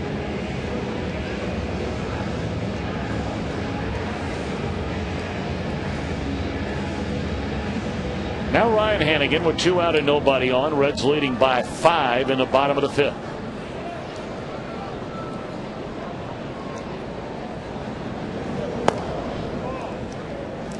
And Tom, that may be why you're seeing Reyes, instead of coming out and pitching just to 2 batters and then a right-hander take over, he's pitching the full inning, and just to build up a little bit more stamina than what he's used to.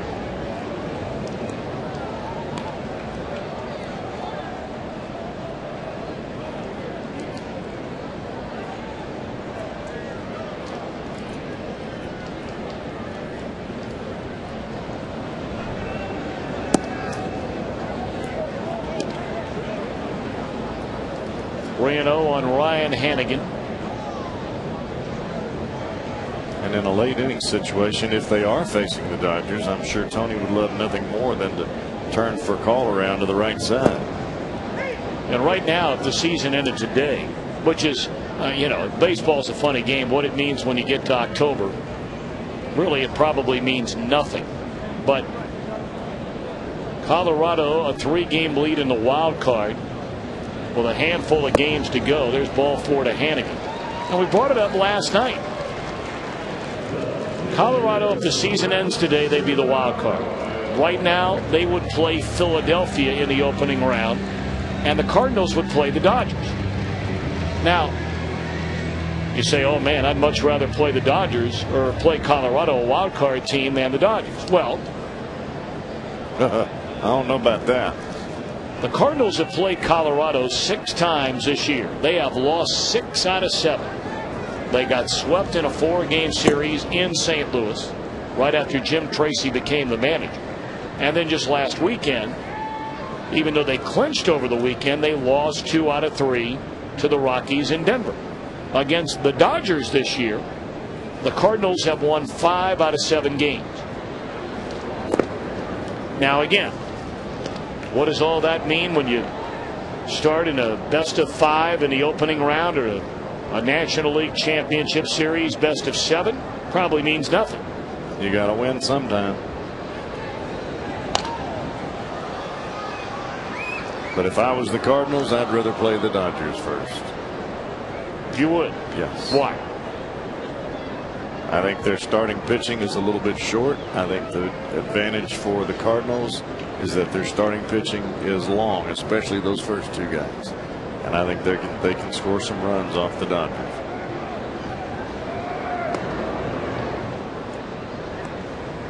Of course, a big difference in getting a better record than Philadelphia would mean home field advantage. If the Cardinals open the division series against the Dodgers, as their strike three, the Cardinals would start that series on the road. One man left. We go to the sixth, and the Reds lead 6-1.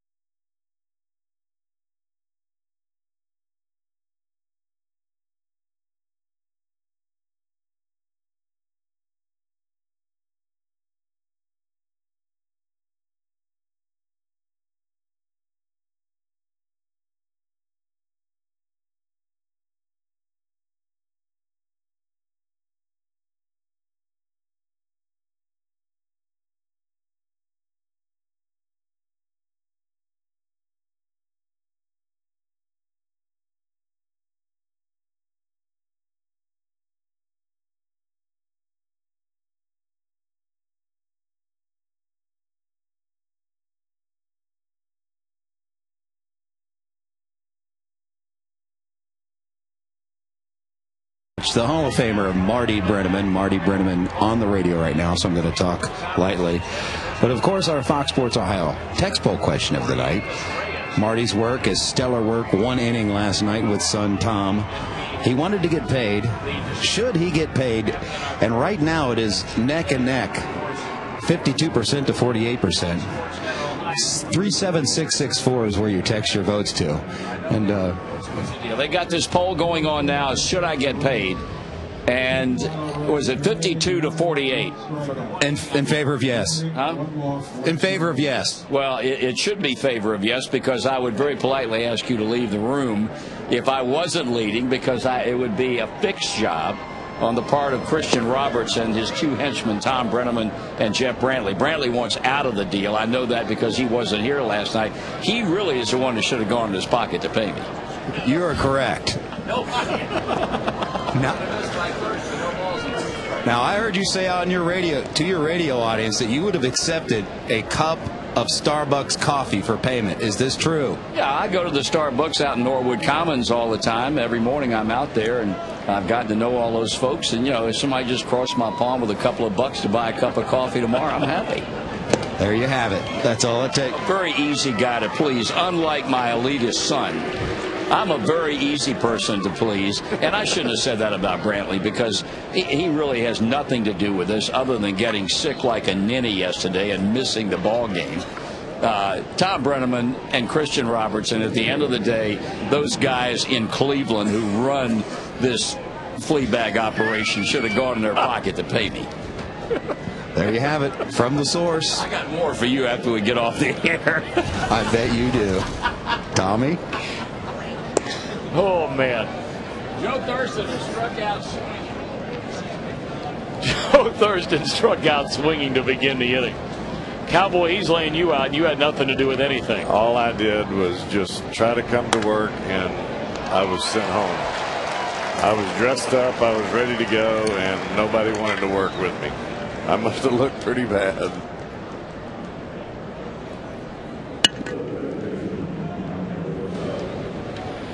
So a 2 are out in the inning after Joe Thurston, a pinch hitter, struck out to lead off the inning. and a line drive by Schumacher, caught by Giannis. You know, the thing about it is I'm surprised that your dad doesn't have it, because he's been hanging out with me at the last week. He must just have a better immune system than I do.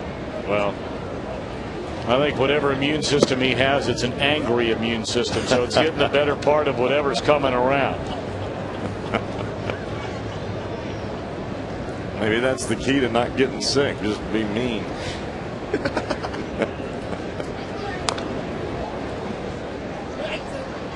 It's 1-1 on Mark DeRosa. He did take me off the list, though. That was good. He did. Threw me in front of the bus. Yeah, he took me out. He along with all of Fox Sports Ohio. Rescued me and threw you and Fox Ohio right in front of 2 buses. Bam, bam.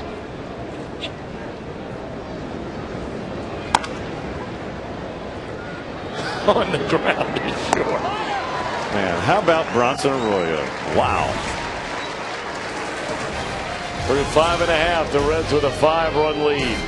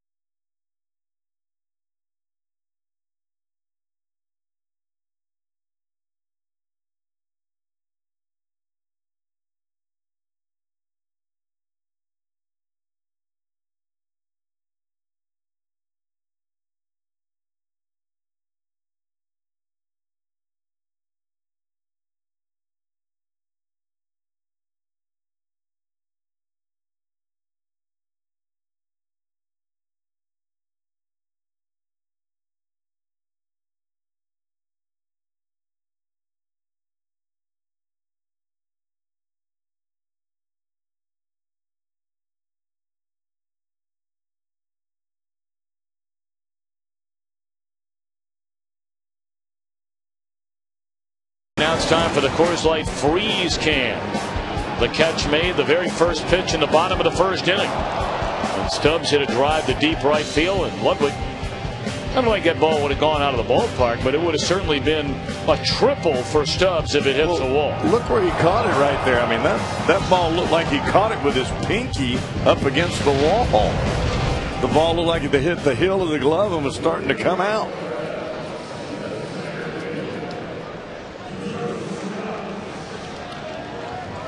Reds fans, for great tasting food and family fun, pick up JTM Philly Kits Burgers or delicious barbecue from your favorite grocer. JTM, food, family, and fun. By the way, the Coors Light Freeze Can is brought to you by Frost Brewed Coors Light. Tony La Russa had to come out and notify the umpire about the changes the Cardinals have made defensively. It starts at second base, where Joe Thurston, the pinch hitter a moment ago, remains in the game.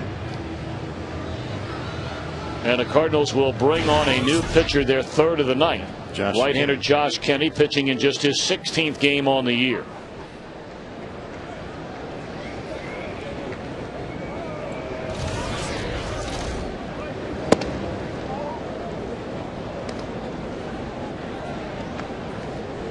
I think really this is just a point just to get to see Josh Kenny if you're Dave Duncan and Tony La Russa, and see what he can do.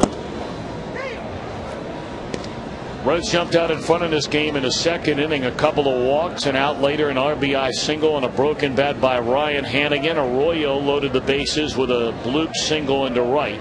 Smoltz walked in a run to make it 2-0. Then in the third inning, a leadoff walk to Phillips, a double by Rowland, a walk to Bruce to load him up. And then a grand slam off the bat of Lance Nix, the first grand slam in his major league career. Stubbs a fly ball to left center field, and Rasmus is there. One away. Tonight's Mega $1 Million jackpot in OHIO is up to $105 million. It's a lot of glue, Cowboy. You got that right. Maybe they can pay your dad.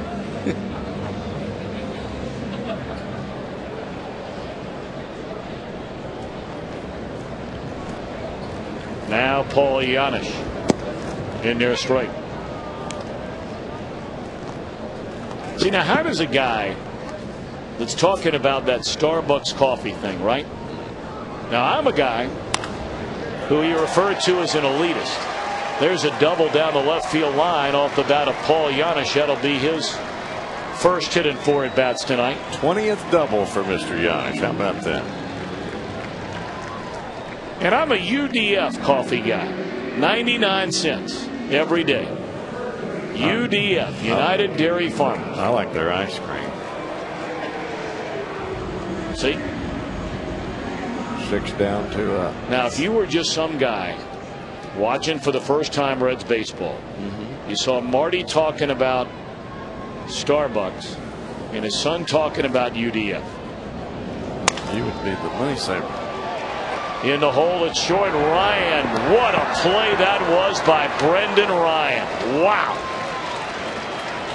All this momentum going towards a third base line, threw across his body and got a guy in Votto who runs pretty well.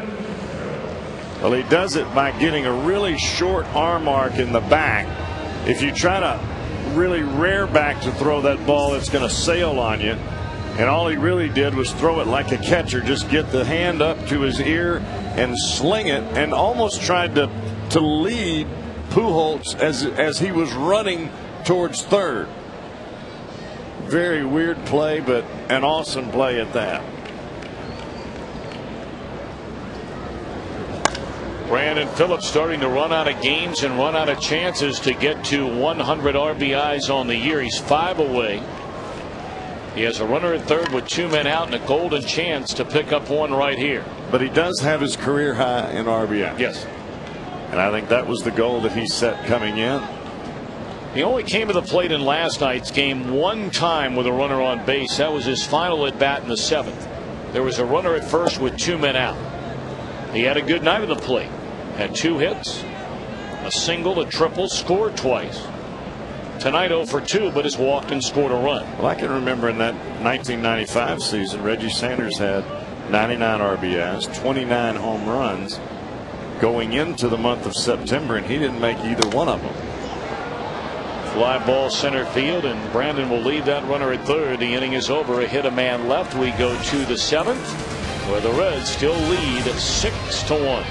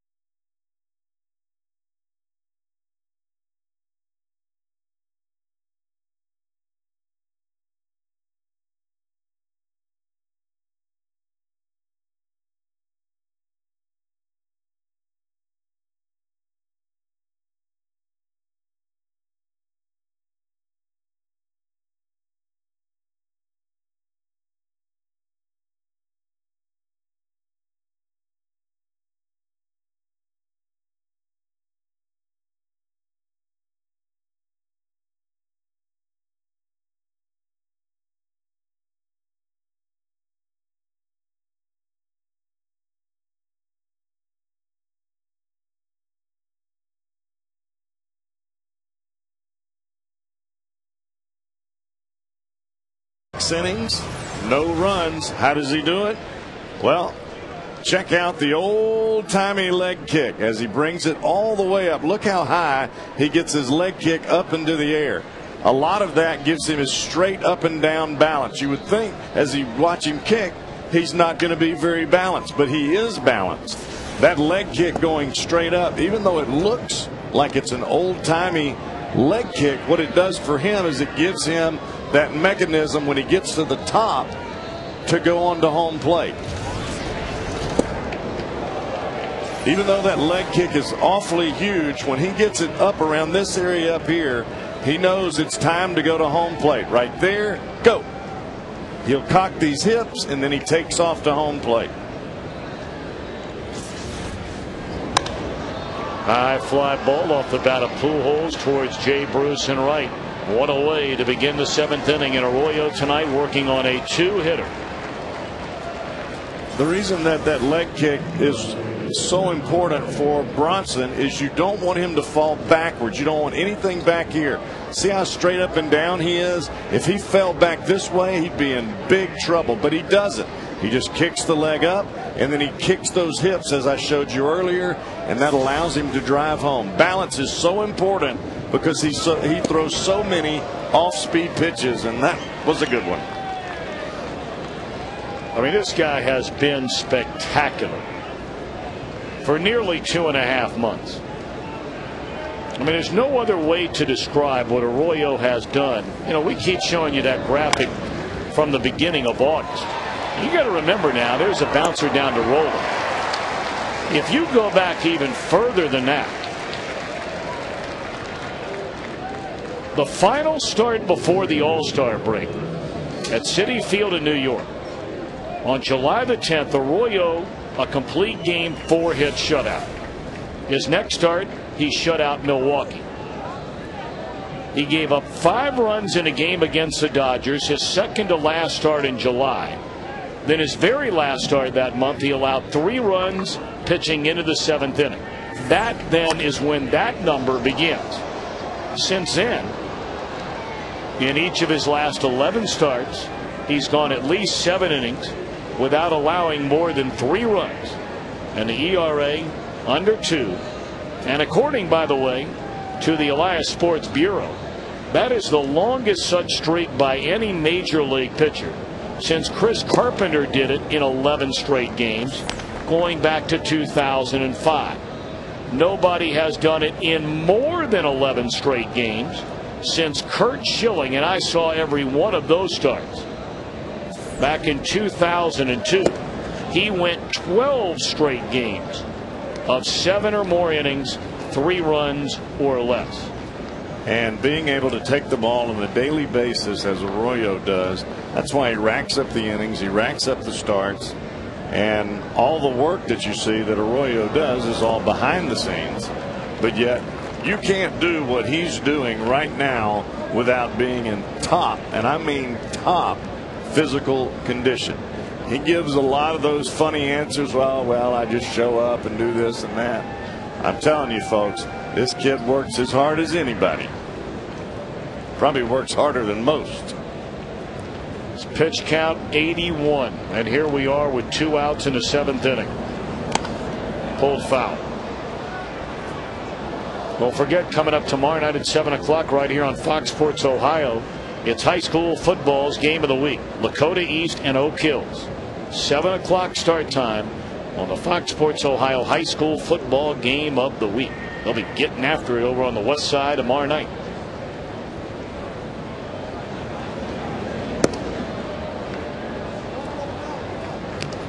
Pre-game show for the high school game of the week. 30 minutes before kickoff, so all that will get started at 6:30. Brad Johansson and Dave Lapham will be on the call of the game tomorrow night. Jeff Picoro on the sidelines with that team. There's a drive into right center field, and that'll be a double with 2 away by Colby Rasmus. That ends a string of 10 in a row retired by Arroyo. And you look at Arroyo and you think to yourself, well, how has he been able to do all of this? Or, you know, a lot of those things pop into your head. But the thing that amazes me the most is that the most wins that he's ever had in a season has been 14, and he's going after his 15th win tonight, which would break his record personally, and he could very easily be over 20 with just a couple of runs here or there. Oh yeah. You know, we're talking about this run he's had where he's gone 11 starts at 7 or more innings, 3 runs or less during the run. He hadn't won but what, 3 games?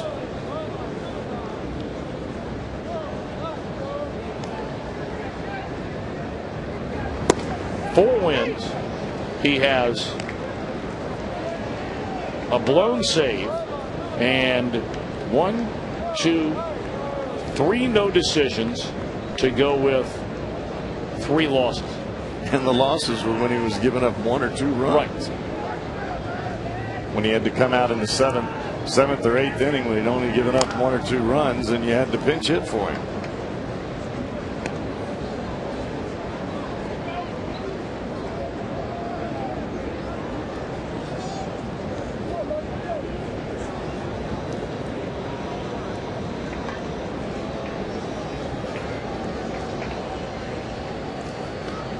One and 2 on Ryan Ludwig. And a breaking ball just missed the outside corner.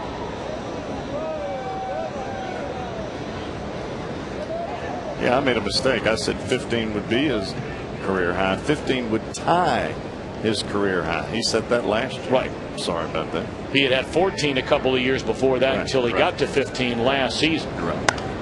High pop up. Should end the inning. Votto is there, and it will. So 7 innings, 3 hits, 1 run so far.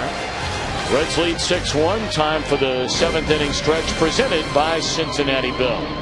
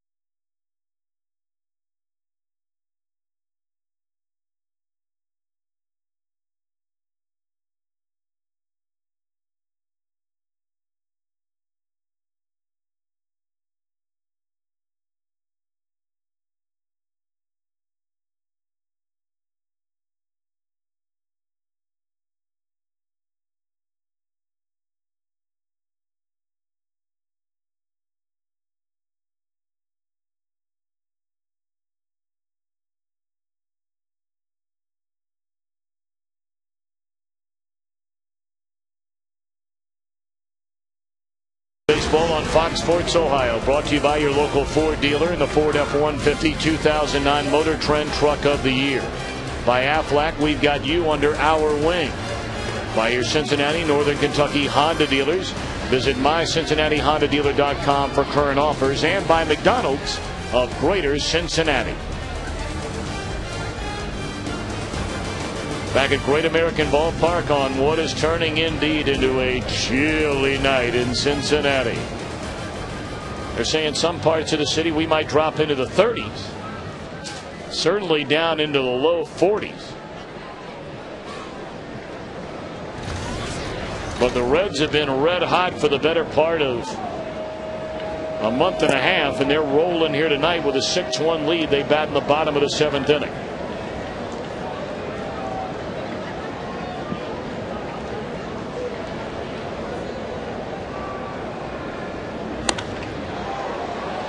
Scott Rowland hammers one foul, 1 ball and 1 strike. Rowland's been right in the thick of the action again. Drew a leadoff walk in a scoreless game in the 2nd inning, scored the first Reds run. Then after a walk to Phillips to begin the 3rd, he doubled, helping pave the way for a grand slam 2 batters later from Lance Nix. That grand slam has been basically the difference in this game.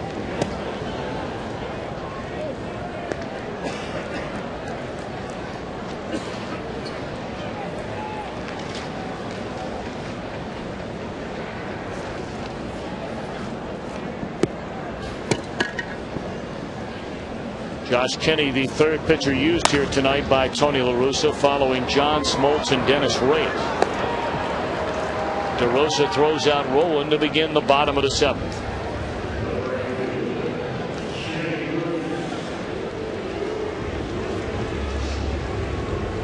Jay Bruce knocked in 5 runs here last night on a pair of home runs. 0 for 1 tonight, but has walked twice and scored twice.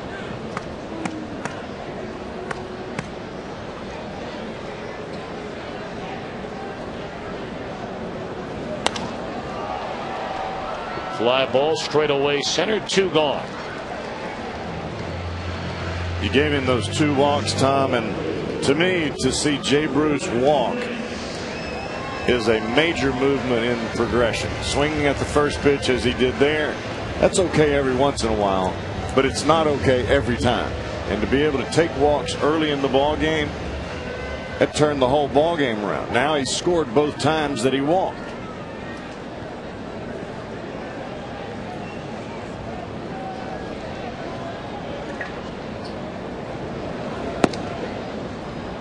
Ball 1 to Lance Nix.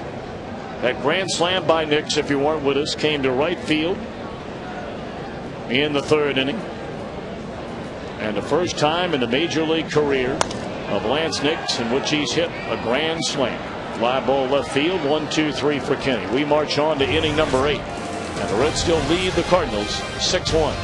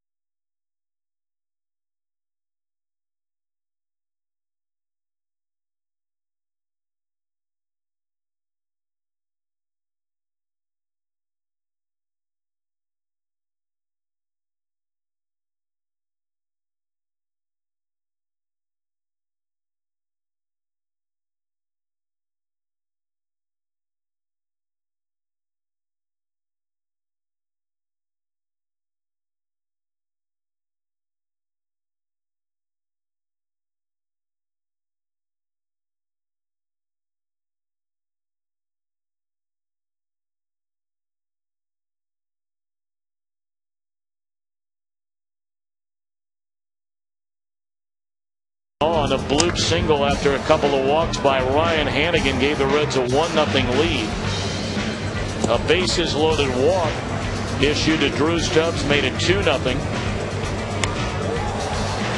After a couple of walks and a double, Lance Nix a grand slam to right, giving the Reds a 6-0 lead.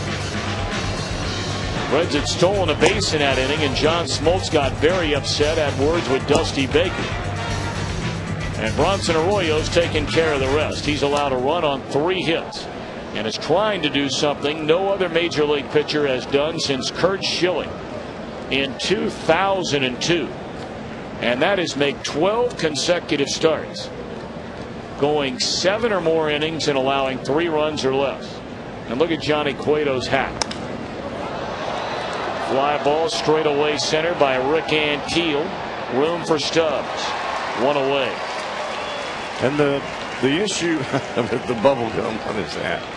The issue with Smoltz and Dusty is Smoltz was upset because Drew Stubbs stole second base. Well, in my point of view, until you get to the fifth inning, there's no holds barred. You get as many as you can get early in the ball game, unless the other team quits. Now, then you can stop. If the other team says, all right, we'll stop trying to score, then you can stop trying to score. But up until that point, the fifth inning is the cutoff. You still after the fifth inning, then I'm going to be upset. And I think that was in the top of the third, and there was only like 1 out. 2 out, excuse me. John was just upset because he'd been getting hit hard. 1-0 to Brendan Ryan, and apparently from what we were able to overhear, the issue tonight was not the balls and strikes being called by Field and Culbreth, prompting a meeting with Tony La Russa, another with Dave Duncan. It had more to do with the baseballs, and apparently John felt like they were slick. And a lot of times, depending on how much oil you put out in your hands, the balls do feel slick.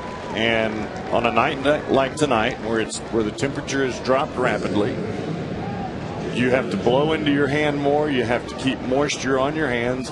You see Bronson Arroyo do it before every pitch. Keep that moisture on your fingertips, because the ball is going to feel very slick in your hand, because your hand is not putting out as much oil. Joe Thurston will bat for the second time. He pinch hit for Smoltz in the 6th inning. Actually, for Reyes, I beg your pardon, in the 6th inning, and struck out.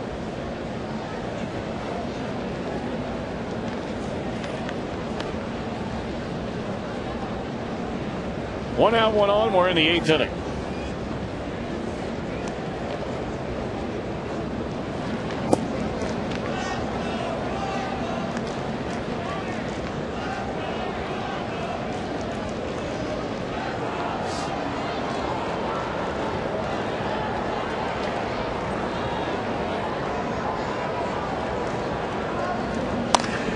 Double play ball here. Giannis, Phillips, and that's an inning-ending double play. Arroyo's going to get a shot tonight to complete what he started, it looks like.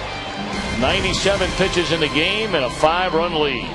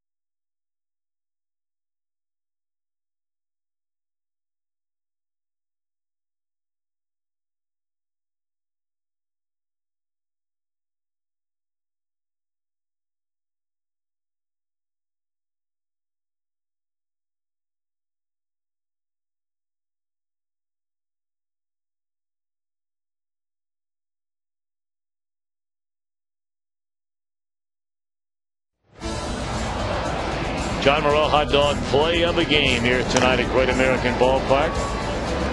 Paul Giannis, boy, that was so smooth, wasn't it? You wondered if that ball momentarily was going to fall in. Nothing to it. The thing that made the catch, he never flinched. If he breaks off even for a second or stops, pauses, whatever, doesn't make it.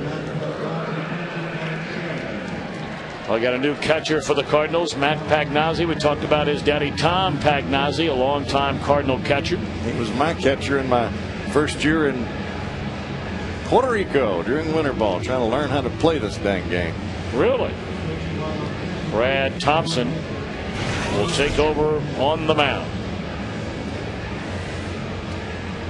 4 innings out of Smoltz, allowed 6 earned runs, a shutout inning for Reyes, 2 shutout innings for Kenny. And now Brad Thompson. Hannigan, Arroyo, and Stubbs coming up in the Reds' 8th inning. And Arroyo is in that on-deck circle. Well, he got that double play ball. That was his 97th pitch of the night. It's not even working up a lather for a guy like Arroyo. Well, you know, the thing here for Arroyo is not only could he tie his career high in wins with a successful 9th inning, he could break his streak for complete games. He's got 3. He could make it 4.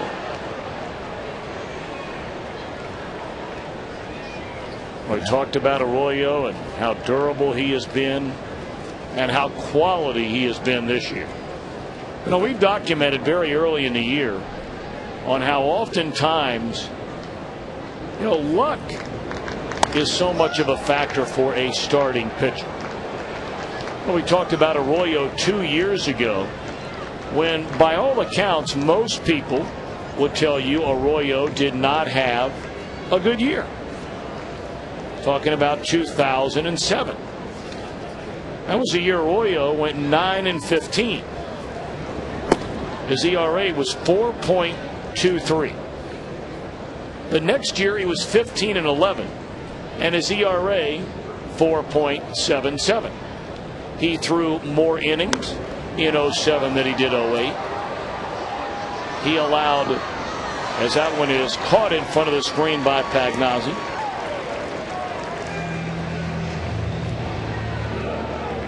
in 07 he walked fewer batters than he did in 08. A lot of categories he pitched better in 07 than 08. But you got to have a little bit of luck. I agree. And you make that luck a lot of times for yourself by taking the ball every day and pitching as deep into the ball game as you can, and Arroyo does that. And you start looking back at his statistics over the last 5 years, 4 years, as far as wins, innings pitched, starts made. Don't think there's going to be too many that are up there with him. And there was one guy in Aaron Harang that was with him step for step, but after having the surgery, not going to be there now. And the injury last year. Right.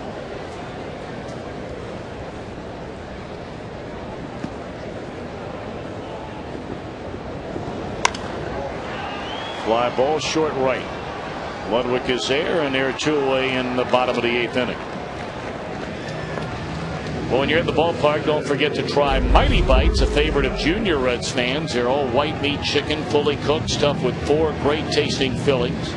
Mighty Bites, available in the concession stand near section 416, and a proud sponsor of the Reds Heads Kids Club. You ever had Mighty Bites? I have not.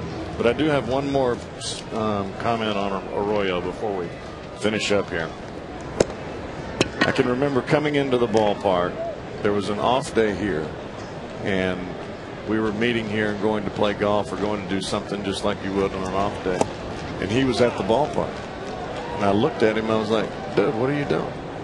I said, it's an off day. I said, go have some fun. He goes, I'm starting in 2 days. I got to get my workout, and I'm throwing on the side. And I thought to myself, now you know why he does what he does. Because he doesn't want people to see what he's doing other than just do what he's doing on the field. Bang, bang play, and again Stubbs beats it out. I got to tell you, you brought it up earlier, Jeff. I don't know if the Reds have ever had a faster player than this guy. I mean, am I going out on a limb there? No, because I played with Deion Sanders, and I played against Bo Jackson in high school. I know they can both run. But I'm telling you this right now, this kid gets out of the box from the right side faster than anybody I've ever seen. And he has surprised more infielders catching a baseball and looking up and throwing it to first base thinking, what did I do? What happened? I know a lot of people out there, when you say Deion Sanders, there are a lot of people that say right away, okay, that's got to be the fastest Red ever. And you know what? Probably right. I mean, in a 40-yard dash and a 100-yard dash, Deion was one of the fastest guys in the NFL, much less in baseball. But I said right side of the box. But running 90 feet,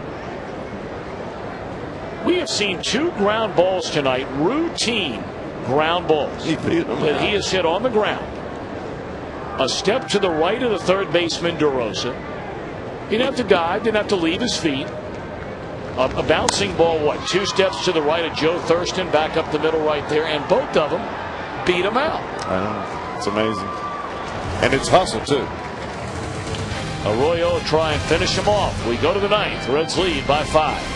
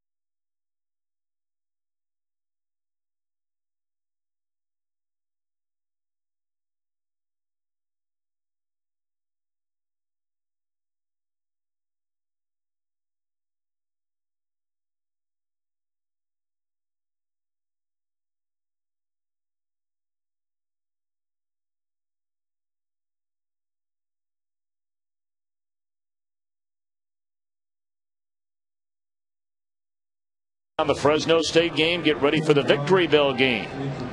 Brian Kelly will be aboard, presented by your Cincinnati and Northern Kentucky Honda dealer.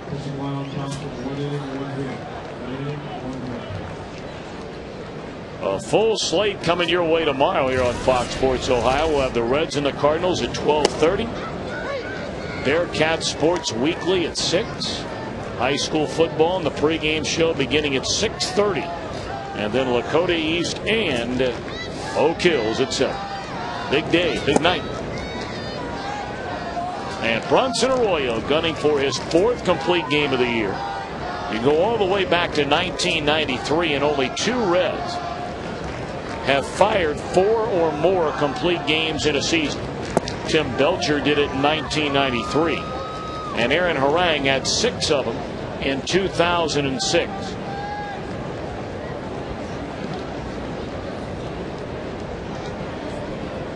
2-1 to Troy Gloss. Breaking ball low and away. The thing that I look at most of all, Tom, is the Cardinals only have 2 guys left on base. I mean, they really haven't done anything. Well, everything they did was really in 1 inning. I'm talking about damage scoring wise. Arroyo retired the first 9 of the game. He allowed a double to Schumacher to begin the 4th, got an out. Pujols knocked in their only run. Arroyo then retired the next 10 as he walks Gloss, and that's his first walk of the night. I'm not sure Gloss was going to swing at anything.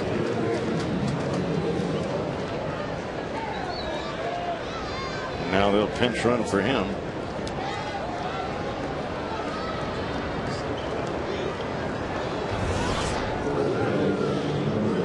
That'll be Tyler Green running for Troy Gloss.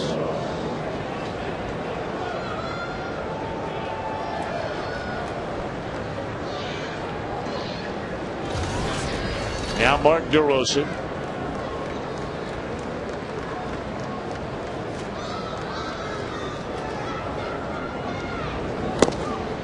Ball one.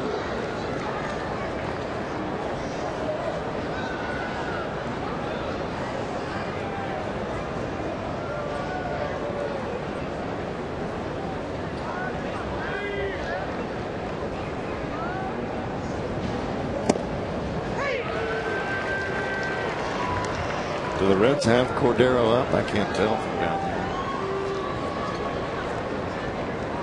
Masson. And now it looks like Cordero's going to warm up right alongside of it. Grounded down to third, foul. 1-2 on DeRosa, who's bounced to third, struck out, and grounded to short. And the only reason I asked about Cordero is the worst case scenario. The guy hits the ball out of the ballpark at 6-3. It's a save situation. That's when you bring him in. But if you don't have him ready, you can't go to him. The last thing you want to have is happen is this game slip. 1-2 on DeRosa, and it swung on and fouled out of play. It's 107 pitches in the game now for Bronson Arroyo. And he's still throwing the ball hard. That last pitch was 88 miles an hour.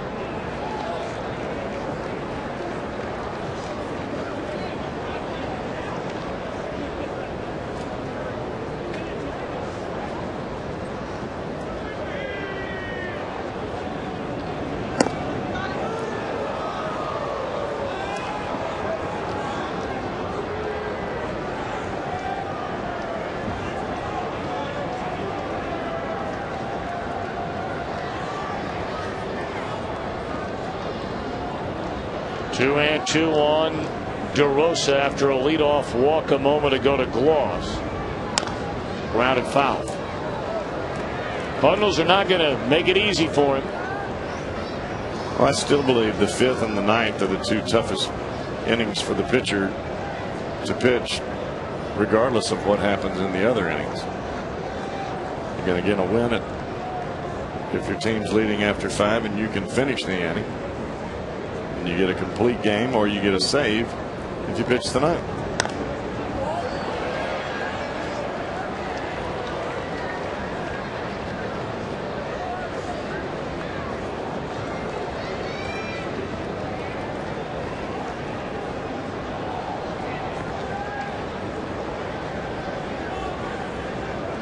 Arroyo didn't exactly pick any Judies to finish up the game now.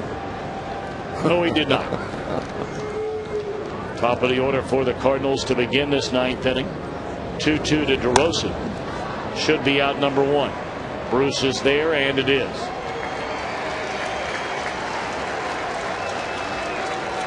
And now here comes Albert, who's knocked in the only Cardinal run of the night. Cardinals scored just 2 runs in the game here last night, and Pujols knocked in one of those.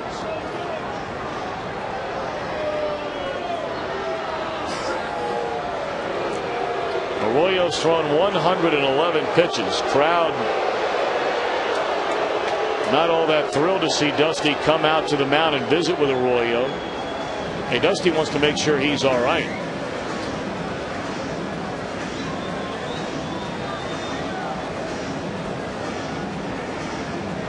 That's going to be it for Arroyo.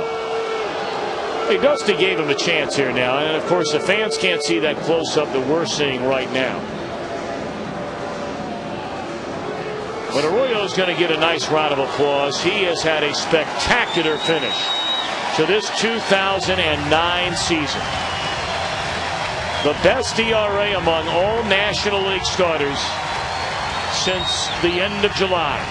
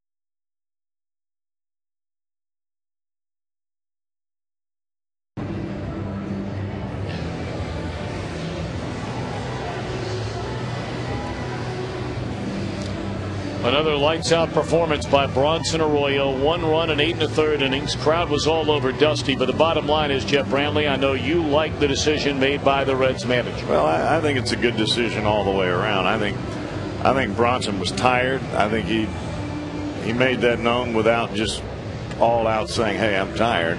But I think the decision here is the best from a team perspective and for the future, because this is going to happen again. Nick Massett is going to face Albert Pujols in a crucial situation somewhere down the line next year. And I think you want to have Nick Massett face Pujols here in a situation where it really doesn't matter. And let him be comfortable, let him go after him, let the lines loose right here a little bit. Pulled a string on him on the first pitch, strike 1.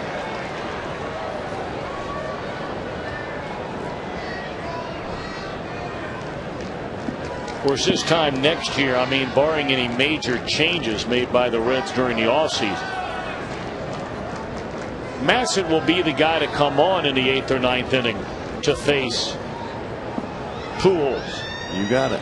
We remember the grand slam that David Weathers, who was the 8th inning guy against a right-handed batter that Pujols hit earlier this summer.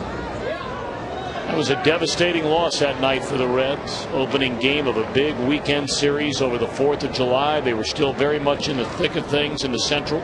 Those types of losses are the worst losses, because they're guys that you count on basically every day. You don't expect them to ever give up any runs or to mess up. Now they will, but you just don't expect it. 1-2. And the problem that you have is you've got 9 other guys, or maybe 11 or 12, whoever it is, that are involved in the game, that have worked their tails off to get a lead going into the 8th and the 9th inning, and you want a guy to come on that's got some respectability and some intestinal fortitude. Take the ball, give me the ball, and I'm going to put this game in the books. That's what you want, and that's the kind of guy you're building out there right now with Nick Massett.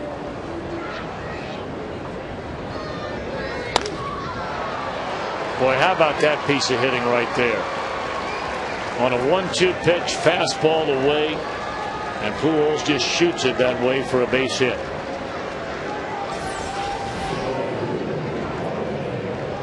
Ball is up, not even close to the plate as far as a strike, but Pujols is looking away, and all he does is just slap it out that way. He's in 2-strike mode, and he's just trying to make contact.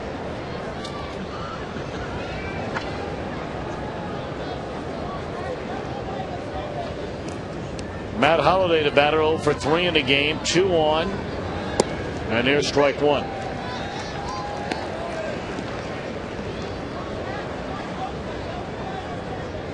Now, if you're Nick Massett, you go into double play mode.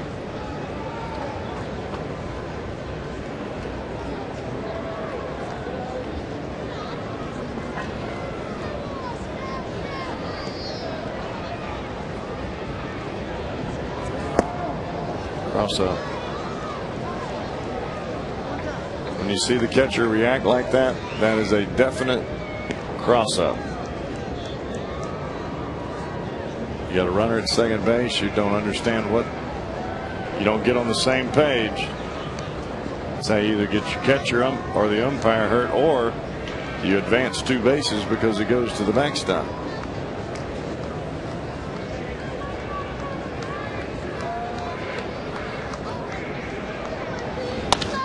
Double play ball here may put it to bed, and it does. Nope. Very lazily turned there, quite frankly, by the Reds. A lot of style and not enough execution. Brandon Phillips should have turned that a lot faster than what he did. He just came across the bag and just kind of lazily just lifted it over there, and ball game should be over.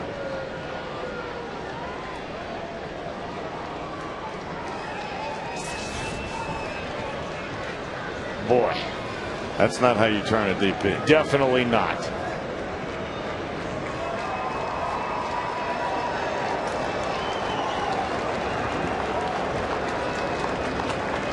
You know, as much as you love Brandon Phillips, and we love the guy, we're not going to sit here and beat him up. Reds are playing good ball. He got a 5-run lead.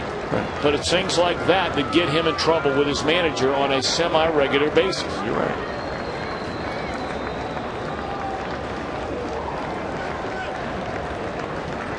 I mean, Dusty has said it himself. Phillips has been the most fine player on this team over the last 2 years. Only every now and again will he not run out of ball. He's very much one of the faces of the franchise. You just love him as a kid. I mean, love him. But things like that have to change for this team to go to the next level. You have got to be able to turn that double play, and this game is over. And it's not that he can't turn it, it's just expectation. I think you always have to assume that the runner coming out of the box is going to run as hard as he can. And in that situation, Holiday was motoring.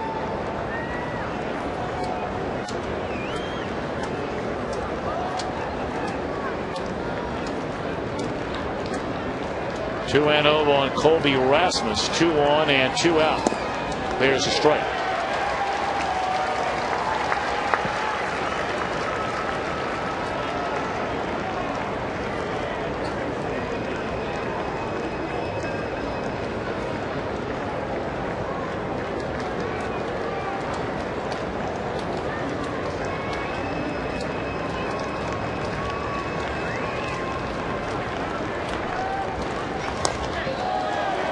And now the count even at 2-2 as Rasmus fouls it away.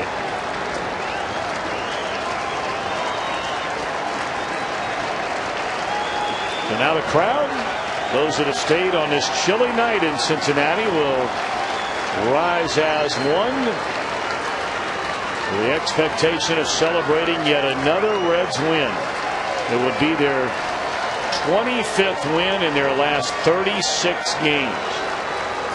That is doing it. 2-2 pitch. 3-2. What I like about this whole scenario, Tom, is you take a negative and not getting the double play done, and you turn it into a positive for a guy like Nick Massett, because this is a semi-pressurized situation, but it's really not. But for Nick Massett, it is.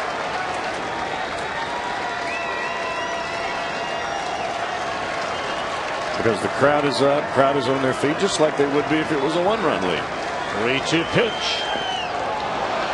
And the bases are loaded, ball 4.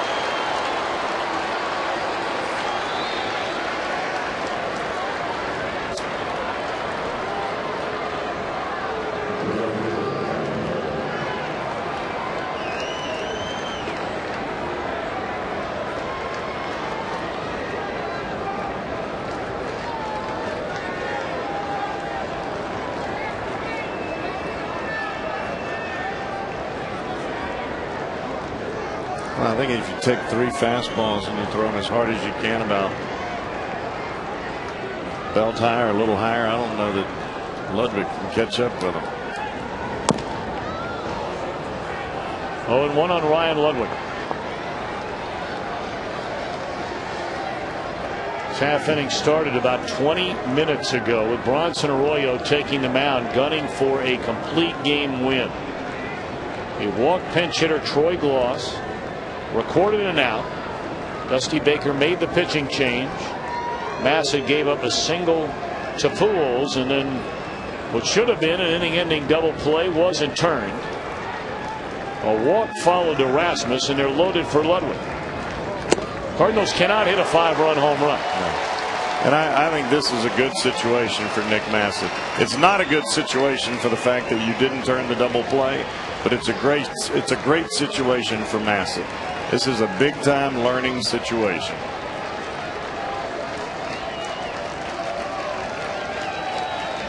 Oh, and 2 on Ludwig, but the bases loaded and 2 away in the 9th. Reds leading by 5. Pitch on the way.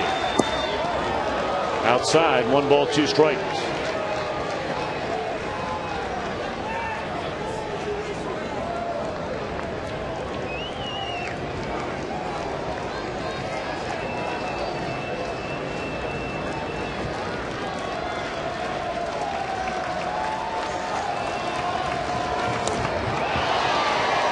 Foul ball, still 1-2 to Ludwig.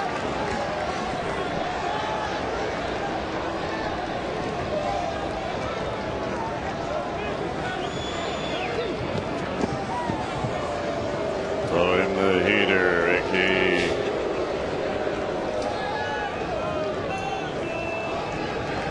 So you want to see the gas right here? I want to see the gas. I want to see it about chest high. And the big fist pump by the big right-hander, Nick Messick.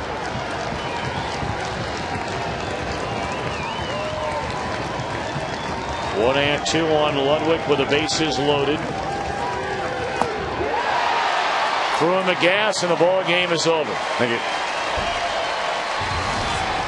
So the Reds have made it back-to-back wins over the Cardinals. They get a grand slam, the first in the career of Lance Nix, and ride the right arm of Bronson Arroyo.